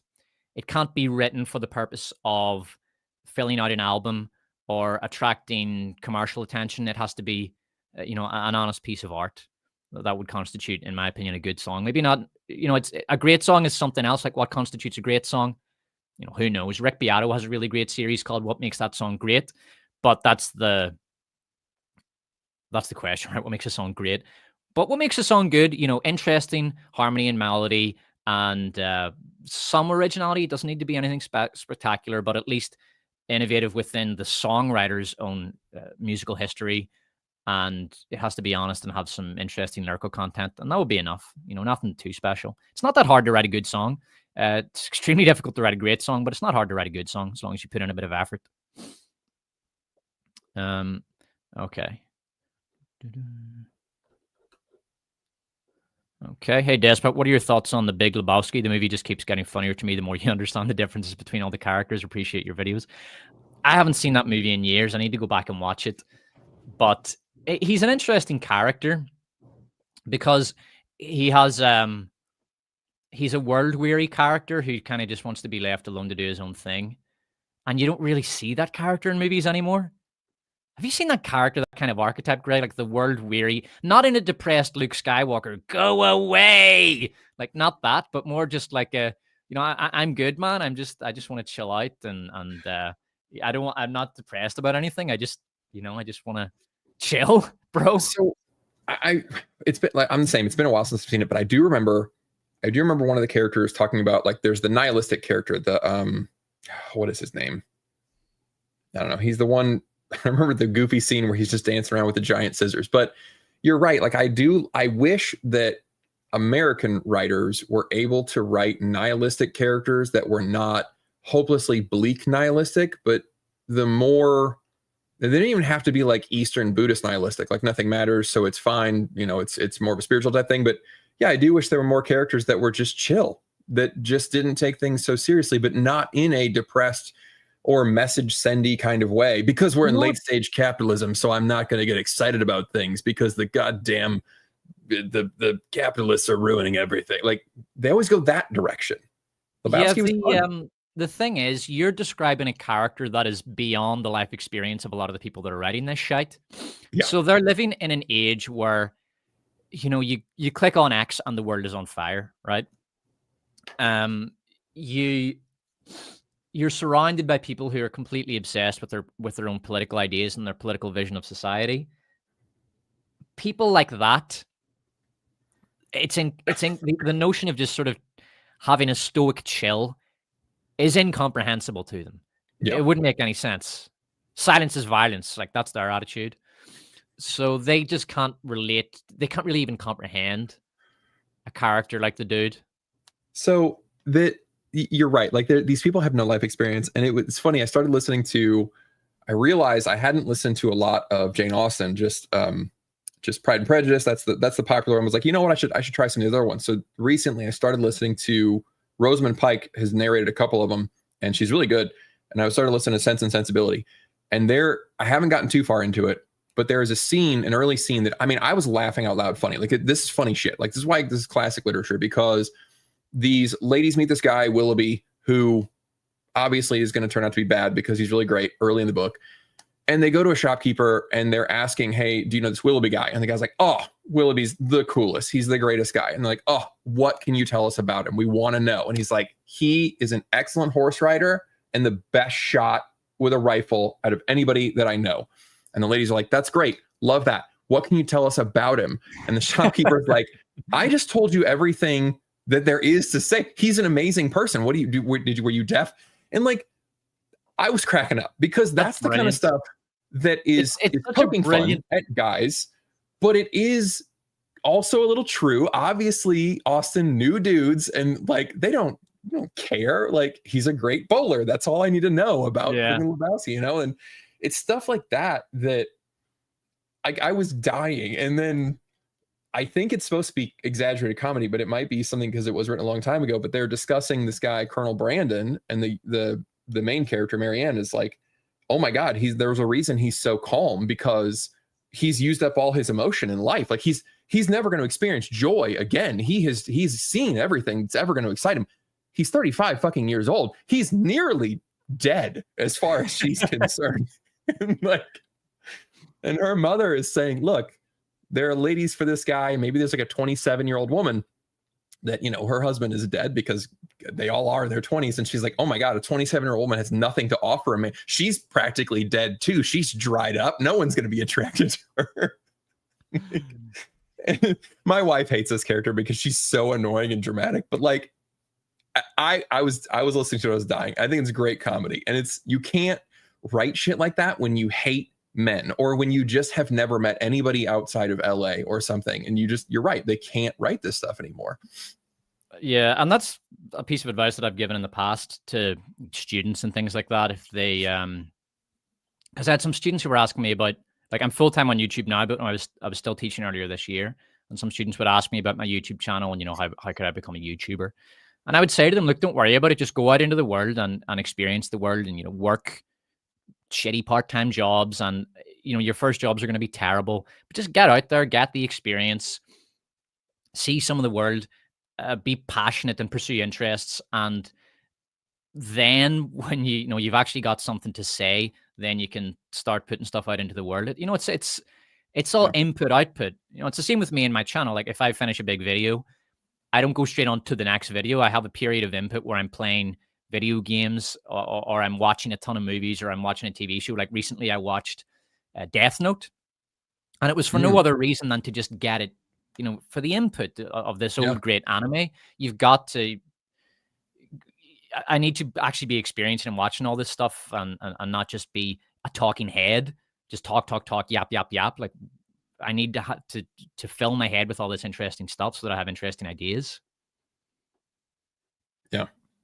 Yeah, well, and you pick up new stuff that you can, like, I'm working on a new video because I started watching some anime stuff, and there are great themes in there. Like, I'm watching Frieren right now because I get comments on it all the time, and I see why, because it's fantastic. Yeah, you gotta. I mean, I hate to sound so condescending, but there's, you know, like, there's not a lot that a 19-year-old is going to tell me that I might think is interesting. Like, there's just, because there's not a lot of perspective. I mean, it's possible, but it's just, you're right. Like, they want to jump into it, and you're like, yeah, you maybe don't have as much to say as you think. So yeah. If you know, if a 19-year-old or 20-year-old asked me for my advice on, say, starting a YouTube channel, whatever their topic was, my advice would be spend the next 5 years, you know, reading as much as you can, traveling, building up your skill set. It's the answer they don't want to hear, because they want instant gratification and instant success. But, you know, if I were to point to my own skill set, a lot of it comes from, you know, spending my 20s studying stuff, like studying languages and reading many books. And unless your channel is about you learning the things, and you just admit that the channel is about you learning the things, that's pretty much the only way that I could see that working out. Yeah, but your focus can't be, you know, I want to be a YouTuber, because that's like saying I want to be famous. It doesn't work like that. It's almost like saying I want to be cool. Well, you can't be cool if you want to be cool. Do you know what I mean? You just do your thing, and if you have cool, that's great. So funny you mentioned Reservoir Dogs. This is Evan Paso Taylor. Saw it for the first time recently, gave me fascinating ideas for my illustration studies. Might be my new favorite. It might be Tarantino's best. I was thinking about his movies, because I did my Danny Boyle video, which was a massive bomb, but I like the format where I take a director and I go through all the stuff. I'm definitely going to do that for Christopher Nolan. I might do that next year, but I would also be tempted to do Quentin Tarantino. And so I was thinking about his output, and Reservoir Dogs and Pulp Fiction are masterpieces. Jackie Brown is pretty good. Some amazing scenes in Jackie Brown. Inglourious Bastards, I don't know what I think of that. It's bizarre. It exists in this sort of hyper reality, and I don't necessarily mean alternate reality. I mean it's a hyper realistic movie because the characters are essentially live action cartoon characters. Like Brad Pitt's character he's a cartoon character, and even to some extent the evil Nazi guy is something of a cartoon character. Yeah. So they're all very cartoony, like they jumped out of a comic book, and that's very deliberate. That goes along with the hyper stylized violence. It is brilliant in many ways. Like there's no question. Like even like the Burju, it's this very cartoonish, over the top depiction of World War II. It's almost like he's making fun of how Hollywood has approached World War II. And when you see, for example, Hitler and he's wearing a big red cape and he's going 99999. I don't think he's actually making fun of Hitler because what's the point? I think he's making fun of Hollywood's depiction of it because it's always like that. It's always this cartoonish, evil, bad, super bad guy when you're dealing with the Nazis and they're completely robbed of their humanity, which you should never do. Yeah. It's always bad to rob the villain of humanity. I'm not saying the villain needs to be, the misunderstood villain or morally complex or anything, but just accept that he is a human, right? Well, I think it makes it scarier that way. For very clear reasons. Sorry, go ahead, Greg. I think it makes it scarier when your villain has humanity. Yeah. So I mean, my suspicion is that Inglourious Bastards is excellent, but I would need to watch it again. Django Unchained, man, probably shit. Have you seen that one, Greg? Nah. It's probably shit if I'm remembering it correctly. He did a terrible movie called Death Proof. It's fucking woeful. It has Kurt Russell in it. Once that was him. That was him. Yeah, that was bad. It was really bad. Once Upon a Time in Hollywood, pretty fucking good, has to be said. I mean, it's a patchy output, but overall, it's quite excellent. He didn't do all of 4 Rooms, right? That was just one of the 4 Rooms. Hold on. Let me actually bring up because I think I'm missing 1 or 2 movies here. I can never remember that one. That was Oh yeah, I forgot about Kill Bill. Volume 1, like I said, is excellent. Really is. Volume 2, I would need to watch again, but I don't recall really liking it. And I got The Hateful Eight. Dear God, I couldn't finish it. That's his worst movie. That is his worst movie. It's fucking dreadful, man. All right, Despot, do you actually love the Star Wars prequels or just in comparison to the sequels? The prequels are really bizarre. They are a profoundly mixed bag. Yeah. They're a mix of really excellent, like the world building. At the time when they came out, world building wasn't cool yet. Game of Thrones made world building cool, and that's kind of what killed world building in media when Hollywood started to really pay attention to it.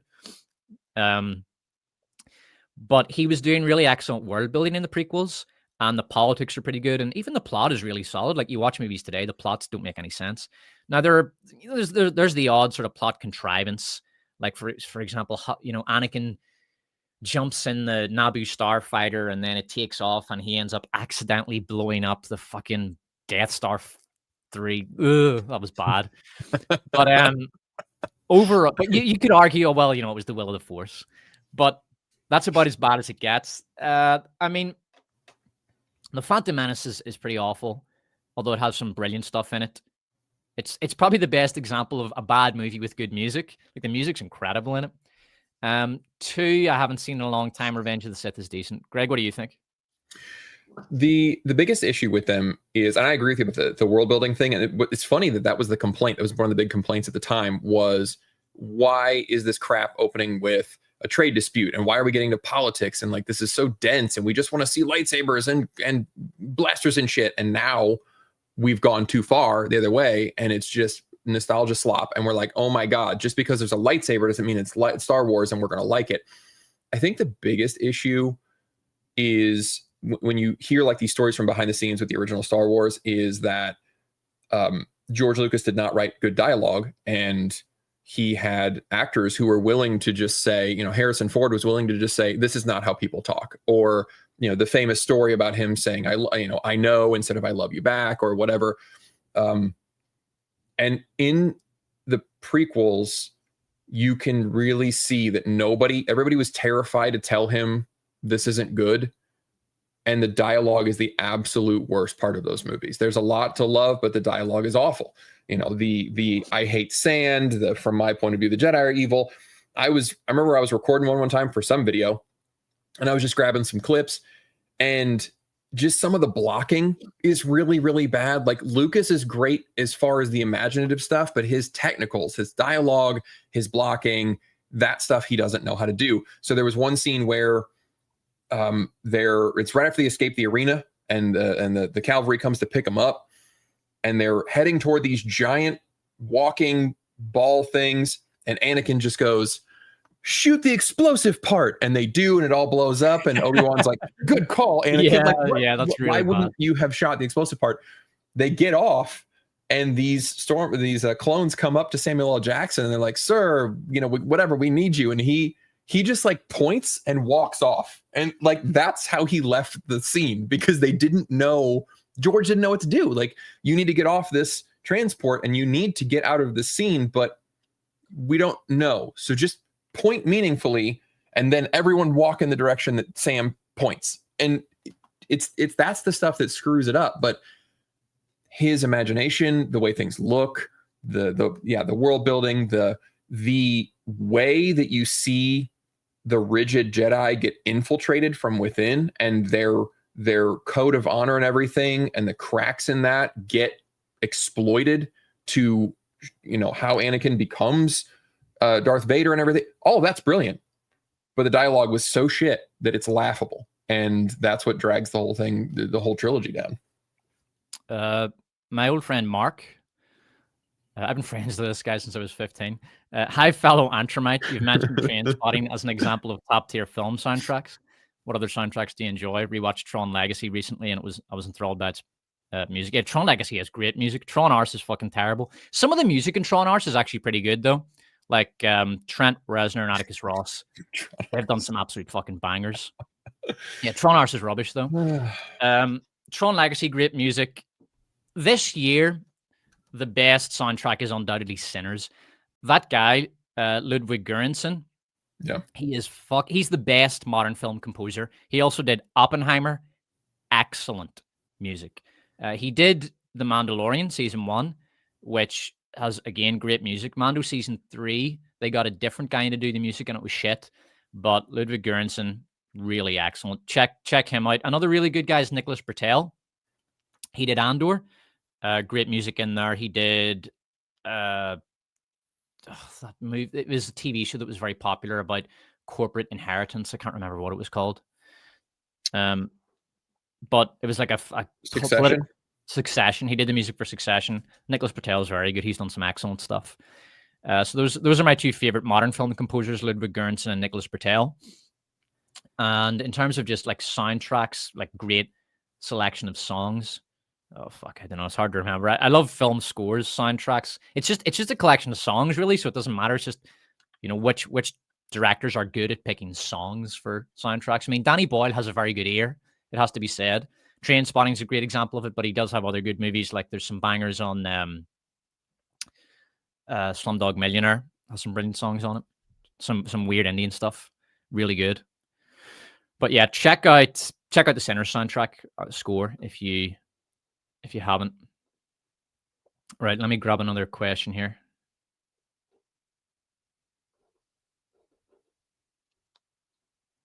Okay, Stickman. Inglourious Bastards is just a Jewish piece of garbage and possesses very subversive elements. It's a vague criticism. If your argument is that it's a Jewish revenge fantasy, to be honest, the vast majority of American World War II movies are Jewish revenge fantasies, so I wouldn't deny that. Like even Saving Private Ryan is a Jewish revenge fantasy. It's an interesting and admittedly fairly predictable aspect of Jewish psychology post World War II. Like they do have these fantasies of taking revenge on the Nazis for understandable reasons, but it does get a bit tiring when you've seen too many movies with the Nazis portrayed as just these sort of fang-toothed monsters like Saving Private Ryan. But I think I think Quentin Tarantino is a little bit too clever to fall into that trap. I think he's almost making fun of that in Inglourious Bastards. It's too ridiculous. Like the Bar Jew comes out and beats this German soldier to death with a baseball bat. Like it's so over the top Jewish revenge fantasy that it's almost like he's parodying it. But in any case, I'm not too worried about that. If it is a Jewish revenge fantasy, well, okay, but let's actually see the movie and see if it's any good. Yeah. And it is. It's really good. It's a brilliant movie. I know it's a little boring, but I think that's actually the point. But I think everybody should watch The Zone of Interest. I know that was one of the best picture. It was 2 years ago, I think. It was one of the best picture contenders, and that's one that does a really good job of humanizing the Nazis right next to a concentration camp. It's terrifying. It's a terrifying movie because it is so normal and boring. And this family is living next to a concentration camp, just chatting about the things they find in the toothpaste because those clever Jews hide things because they think they're going to get them out or whatever. And like they're just chilling, living a life. Yeah. And then every now and then you hear these noises in the background, or they're chatting about, the best way to build the furnaces or something. And it is, I don't like to, it's a cliche, it's a chilling movie and that gets used too much, but that one really is like, that's terrifying. And that's that's a good way to portray the Nazis, the soulless, crazy, evil monsters, the red-eyed monsters. It makes them comical, and then they're not scary. Yeah. Chad Reese, the Despot Even See Private Ryan. I've seen it many times, and you'll notice that all the German soldiers are 40-year-old men with shaved heads. But if you actually go and look at photos of German soldiers in France at that time, they're very young guys with, normal haircuts that were trendy at the time. You'll recognize side shaves were quite not side shaves, undercuts were very popular at the time with German soldiers. They're just normal looking, guys, but that didn't do. Spielberg had to portray them as, these angry looking, mean middle-aged men. Like there's two soldiers in it who look almost identical, but they're actually different characters because Spielberg had this very clear idea of who he wanted to cast in the movie. The American soldiers have these cliched scenes where they're bleeding out slowly, dying in their friends' arms. Meanwhile, the German soldiers, you shoot them and they just drop like a sack of spuds. That's such a horrible trope that's been around in American war movies for decades. It's like the Germans, they don't have enough humanity to die slowly, unlike the warm-hearted Americans. It's bollocks, man. Come on. Saving Private Ryan's a piece of shit. It has some brilliant action scenes. It has some absolutely brilliant action scenes, but it's a propaganda movie. Okay, it's one of the last great World War II propaganda movies, and I can't stand it. I can't fucking stand it because it's a dumb way of thinking about history. It's a dumb way of portraying the Germans, and it's cruel, and it's vengeful, and it's spiteful. So that's my wee rant on Saving Private Ryan over. All right, I had to choose between reading and video games. I choose books. Can't you do both? Can't you just listen to an audiobook while gaming? I know a lot of people do that with live streams and things like that. I would like to stream games, but I can't talk and play games at the same time. I become terrible at the game if I have to try to speak, or I hang my sentences in the middle. I'm in the middle of a sentence and something happens in the game, and I just kind of drift and I don't finish the sentence. My wife hates it. My father was drafted when he was 16. He saw Hitler. Interesting.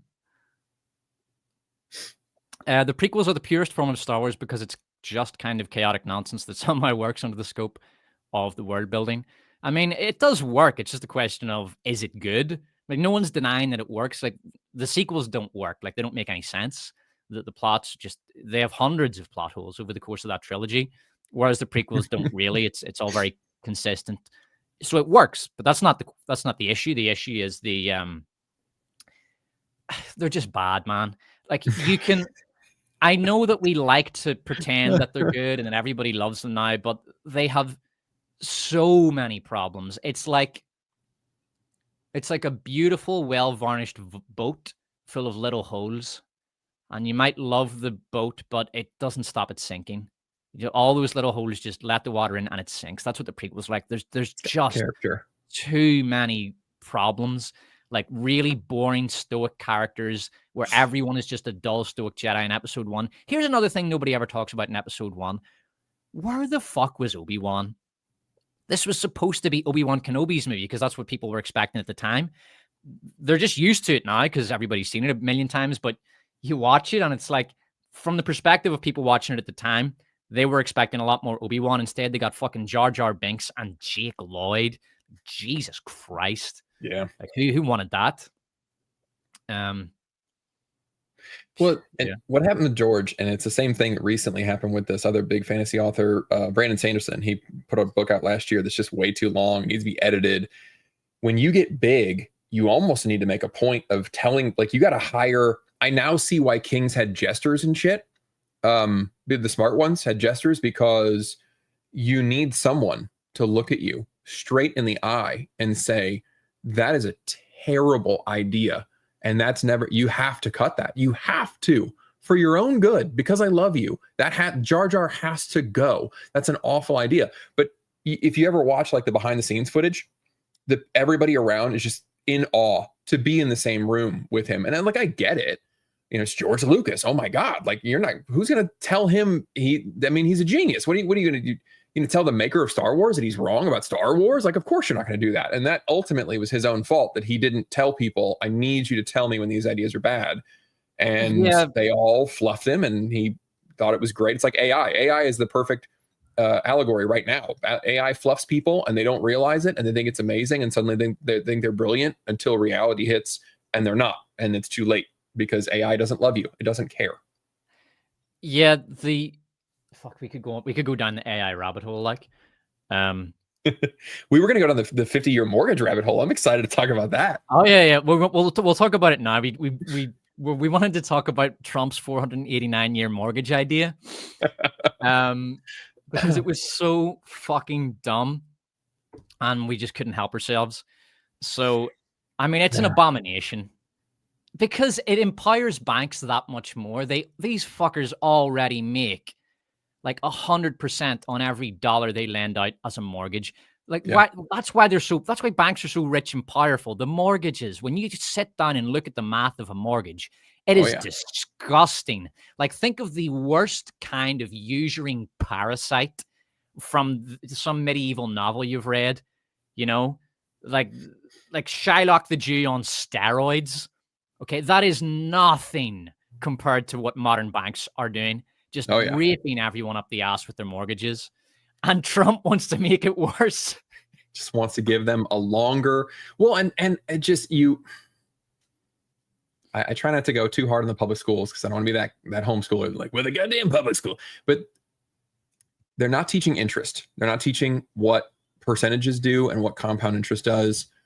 And there's like a middle ground. Like the 30-year, if you've got a low rate, a 30-year mortgage is actually not bad, because the US government needs inflation to continue putting dollars out, to continue to be the reserve currency of the world. So they will always inflate the dollar. They short their own money in the long term. That is their plan. It makes their own debt easier to pay off as time goes on. So if the government is going to do that, you may as well follow suit.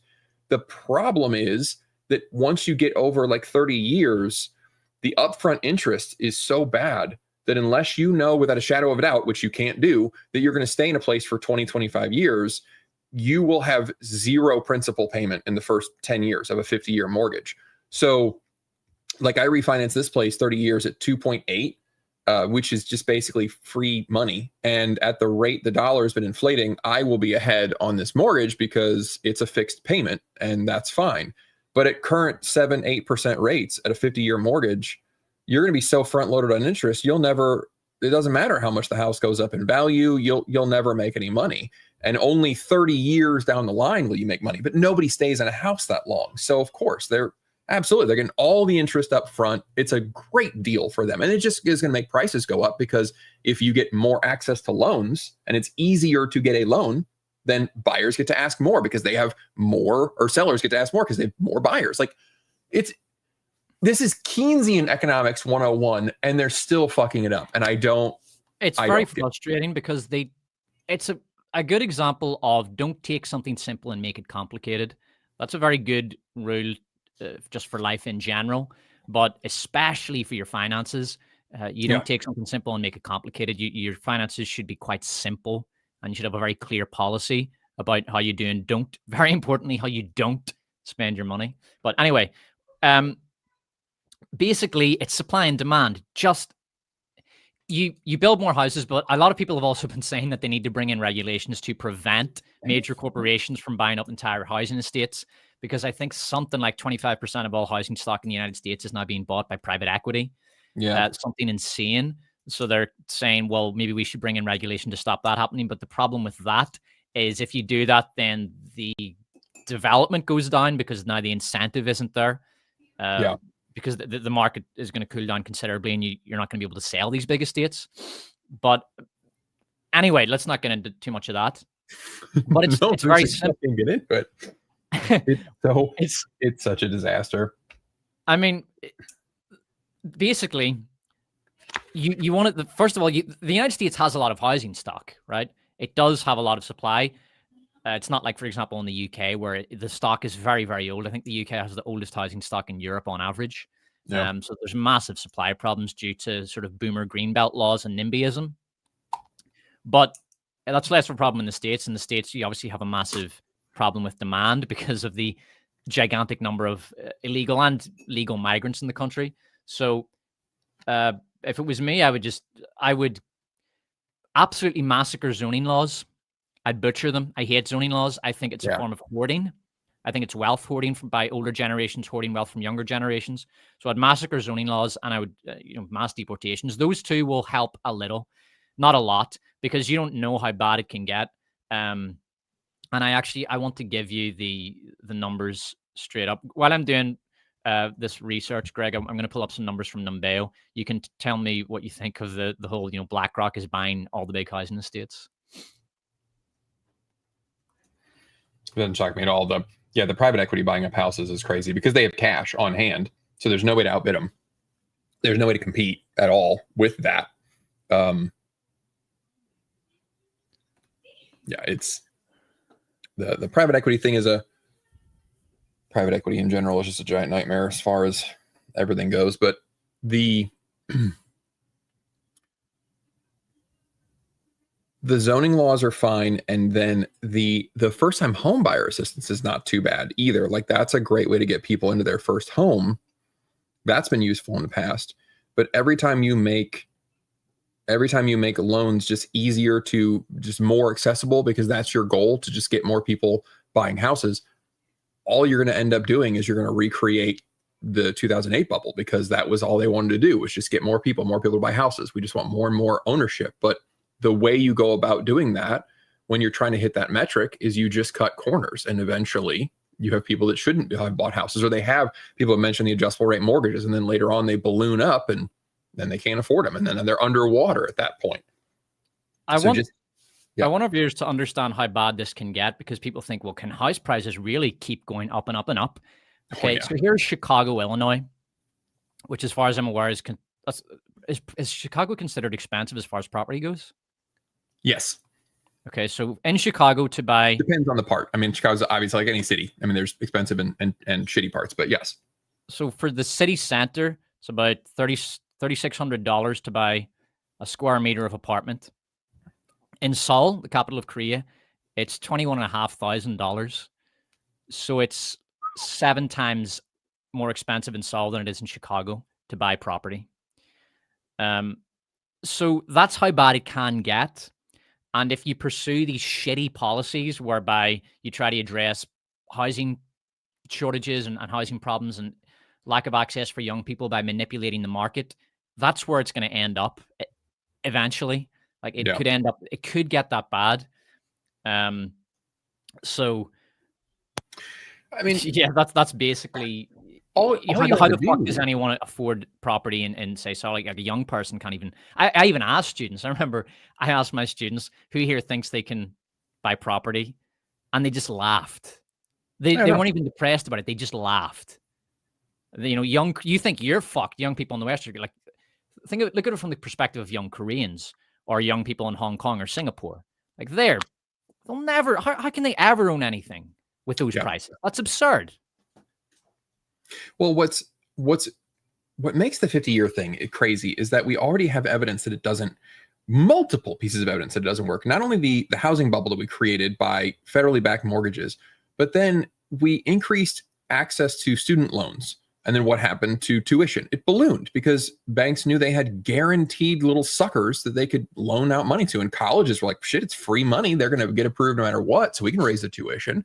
We also had, we have cars that are more expensive than ever because, and this is the most direct one-to-one, we started doing 6 and 8 year car loans where they used to be 3 and 4 years. So when you extend the loan out, all you do is lower the payment, and then people, they can afford more car, so they do, and the prices of the fucking cars go up. Like, I don't understand how you look at the car market and think, yes, that's what we should do with mortgages. That's going to be incredible. That's the way we're going to win right there. You answered why. It's because the US government can issue more currency if the banks can issue more debt. It's that simple.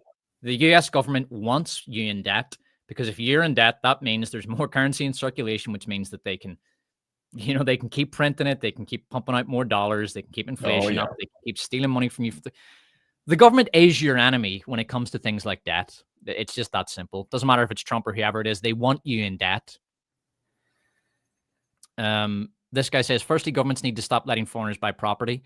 You don't even need to do that. You just need to tax foreign property ownership. So, for example, if you are if you're a foreigner and you own property, you'll pay double or triple property tax. Something as simple as that. So you still have the incentive for developers to build because they know that they can sell to foreign buyers. But if you do get those foreign buyers coming in, then the government can tax the shit out of them and use that money to incentivize the construction of new housing. I think that's much better than just cutting off that form of foreign investment. What you're describing is almost like a form of protectionism, which generally leads to higher domestic prices.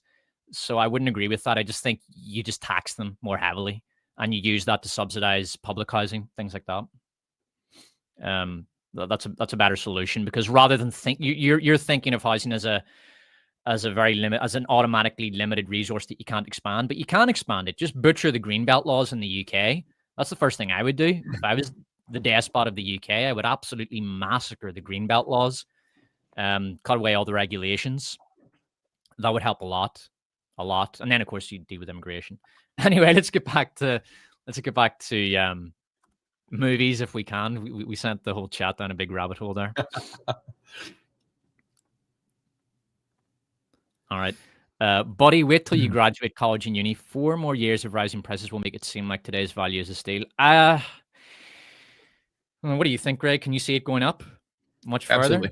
I don't see any reason why it wouldn't.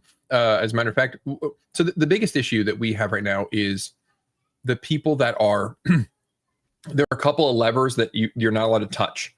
And like Trump, especially, a big issue with him is he's got a massive ego. And so there are certain solutions that he refuses to touch.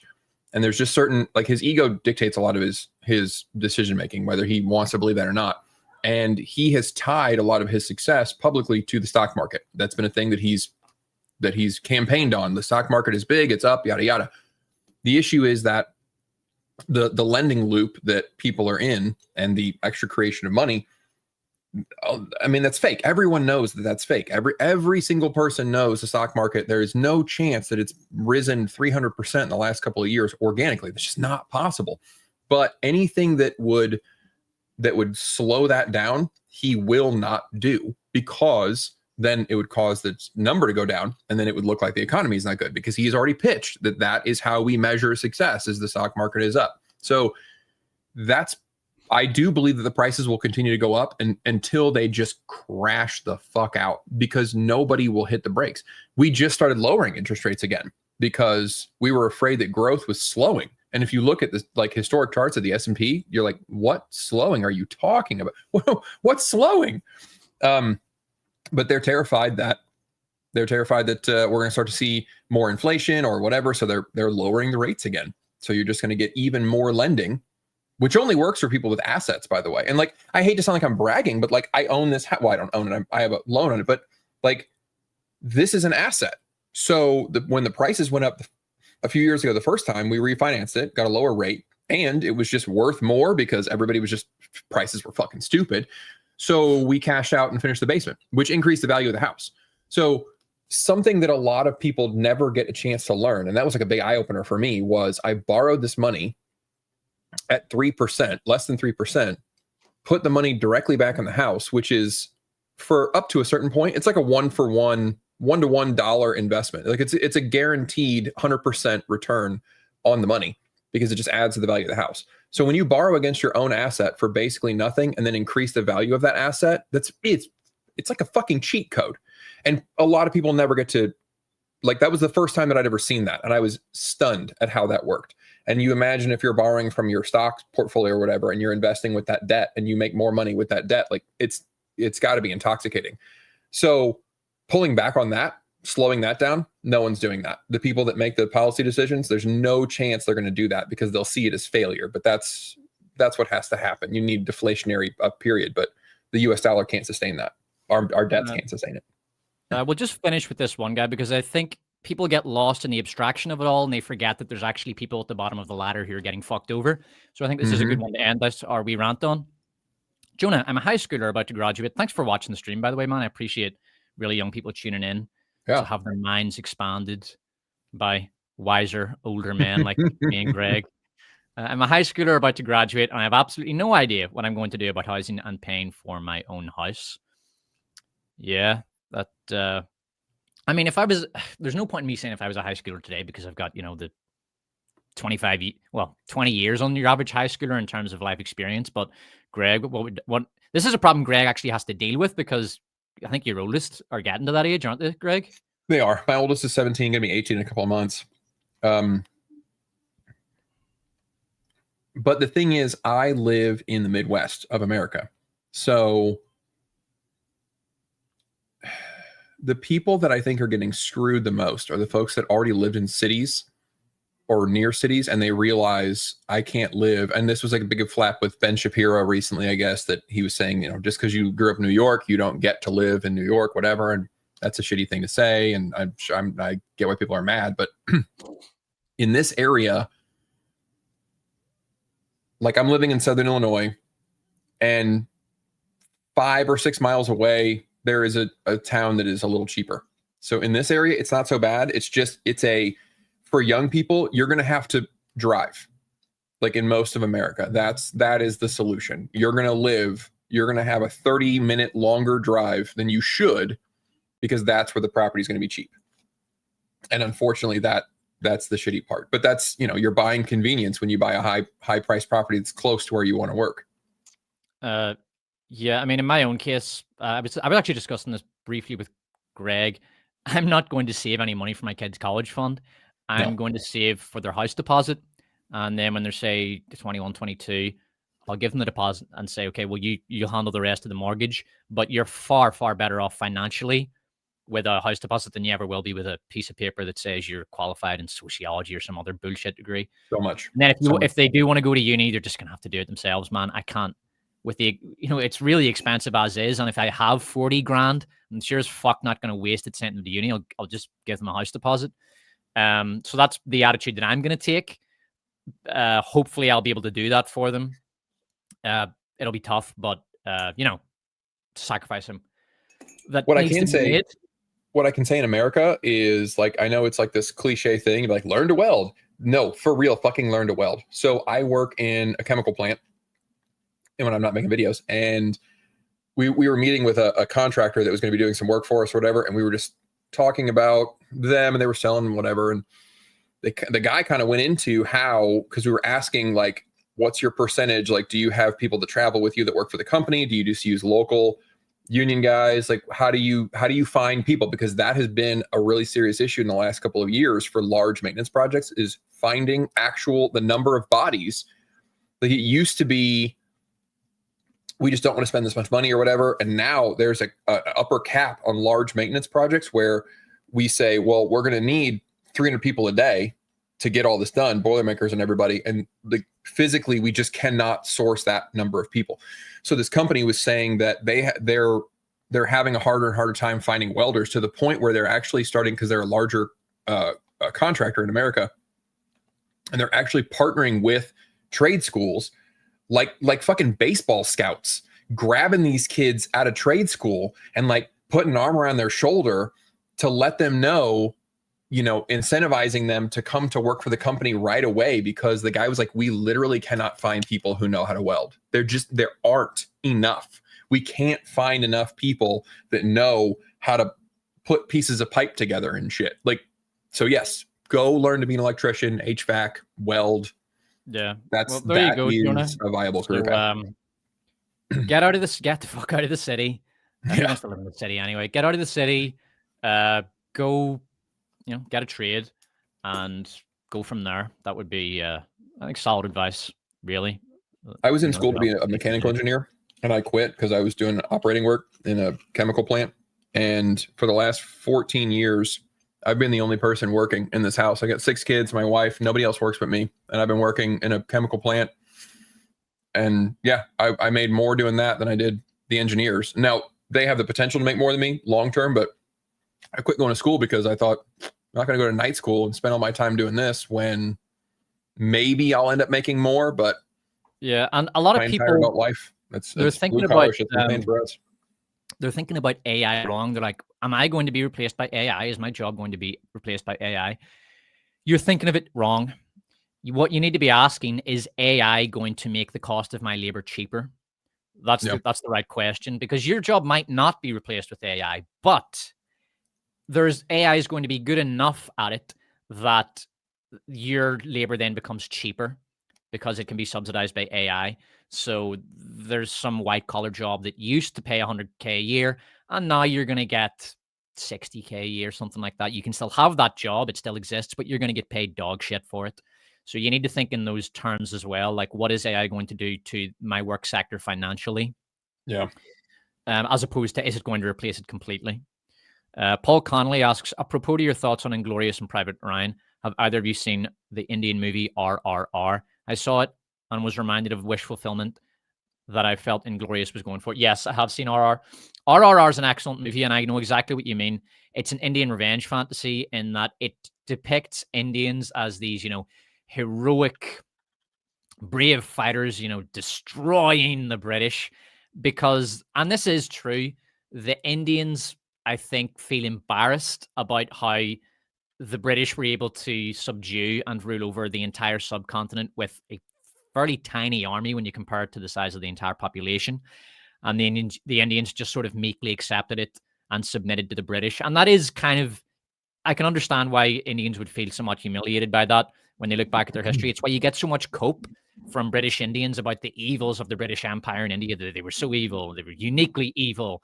And it's bollocks. It's complete bollocks. It's just cope because they can't stand the embarrassment of the fact that the British conquered and ruled over them. And look, I'm speaking as an Irishman. Like, I'm not a British conqueror. My people were conquered by the British. Do you know what I mean? Our language was replaced with English. I am a member of an utterly conquered tribe. So I know what I'm talking about. But rather than to pretend that you were something you weren't, it's better to just accept that your people were conquered and move on to it. Accept that history happened. That's it. Don't be spiteful or vengeful or idiotic about it, and try to make the best of your country today as you can, rather than cope and comfort yourself with fantasies of a past that never happened. But yeah, it's a great movie, but it definitely has that fantasy element, that wish fulfillment element. The Indians wished that they'd stood up against the British, when in reality, Gandhi got them out through a campaign of peaceful resistance and mass disobedience, which was a very brilliant campaign. Gandhi was a successful and brilliant man. There's no question. At least you got that guy. Hold on, I want to see this. I love this rabbit hole. I know it's a movie stream, guys. I'm sorry, but it's just such a juicy rabbit hole. I can't help it. I'm a programmer, got a bachelor's in CS, did it with no debt, thankfully. Good. You did it smart then, man. Well done. We're gonna wrap things up here, so let me have a look at the star chat. Hey, Greg, did you watch Made in Abyss yet? Nah, it's an anime. We were in one of my videos recently that somebody had recommended this character, and I had made a comment in the video that one of the characters was described to me as being, the show as being full of some anime weirdness, which I misinterpreted just being like goofy, and apparently it's like dark. So I haven't watched that one yet. Don't know that I'm ready for that, but I've been watching some anime and they're really good. So Luke Pierce, when is your guys' next stream? Our next stream will probably be at the end of the year, after Christmas, because the ad revenue just goes into the toilet after Christmas. So, you know, you're not so incentivized to work hard on a video. I'll be working on the Worst of Woke Awards, but we will be doing an end of year stream just to talk about the year that has passed. And we might look ahead to see what's coming. Or we might save that for the following. I will save that for the following stream. We can't pack a full retrospective and to look forward. So at the end of the year, post-Christmas, we'll do a full retrospective talking about what an absolutely atrocious year it's been. And we will talk about some good stuff. We'll talk about our the bright spots, you know, the few that there were in the year. Amelia Boudelia from Had, thank you very much. I can't wait for the Worst of Woke Awards. And we do have a question about Echo. Any word from Echo? Pretty good. Oh, yeah. Yeah, Echo's MIA. We can't get in touch with him, to be honest. Yeah. So don't know what's happening with the guy. I think he just got burnt out on streaming. I think he did, if I'm being honest. Yeah. And look, there's nothing wrong with that. We've all had burnout on various endeavors, and there's nothing wrong with having a bit of burnout. You know, we did great streams with Echo. We hope to do them again. But if the guy just wants to be burned out on streaming, that's fine. You know, yeah, good for him. Just do what you have to do, man. All right. Well, been a very interesting stream. Cheers. Yeah, we just thought we'd get back into it with a nice, easy Q&A stream. The next one's going to be a bit more organized. It will just be us ranting and raving about all the shit from the past year. I reckon that'll be a longer one. We'll try to make that. Maybe we'll try to go for like a 3-hour stream. So we'll be very careful to, you know, get our scheduling right for that. But yeah, thanks very much for joining me, Greg. Thank you, sir. I'm glad we're back in the saddle. All right. And everybody, don't forget to watch my biopics video this weekend. All right. So thanks for tuning in and have a great day.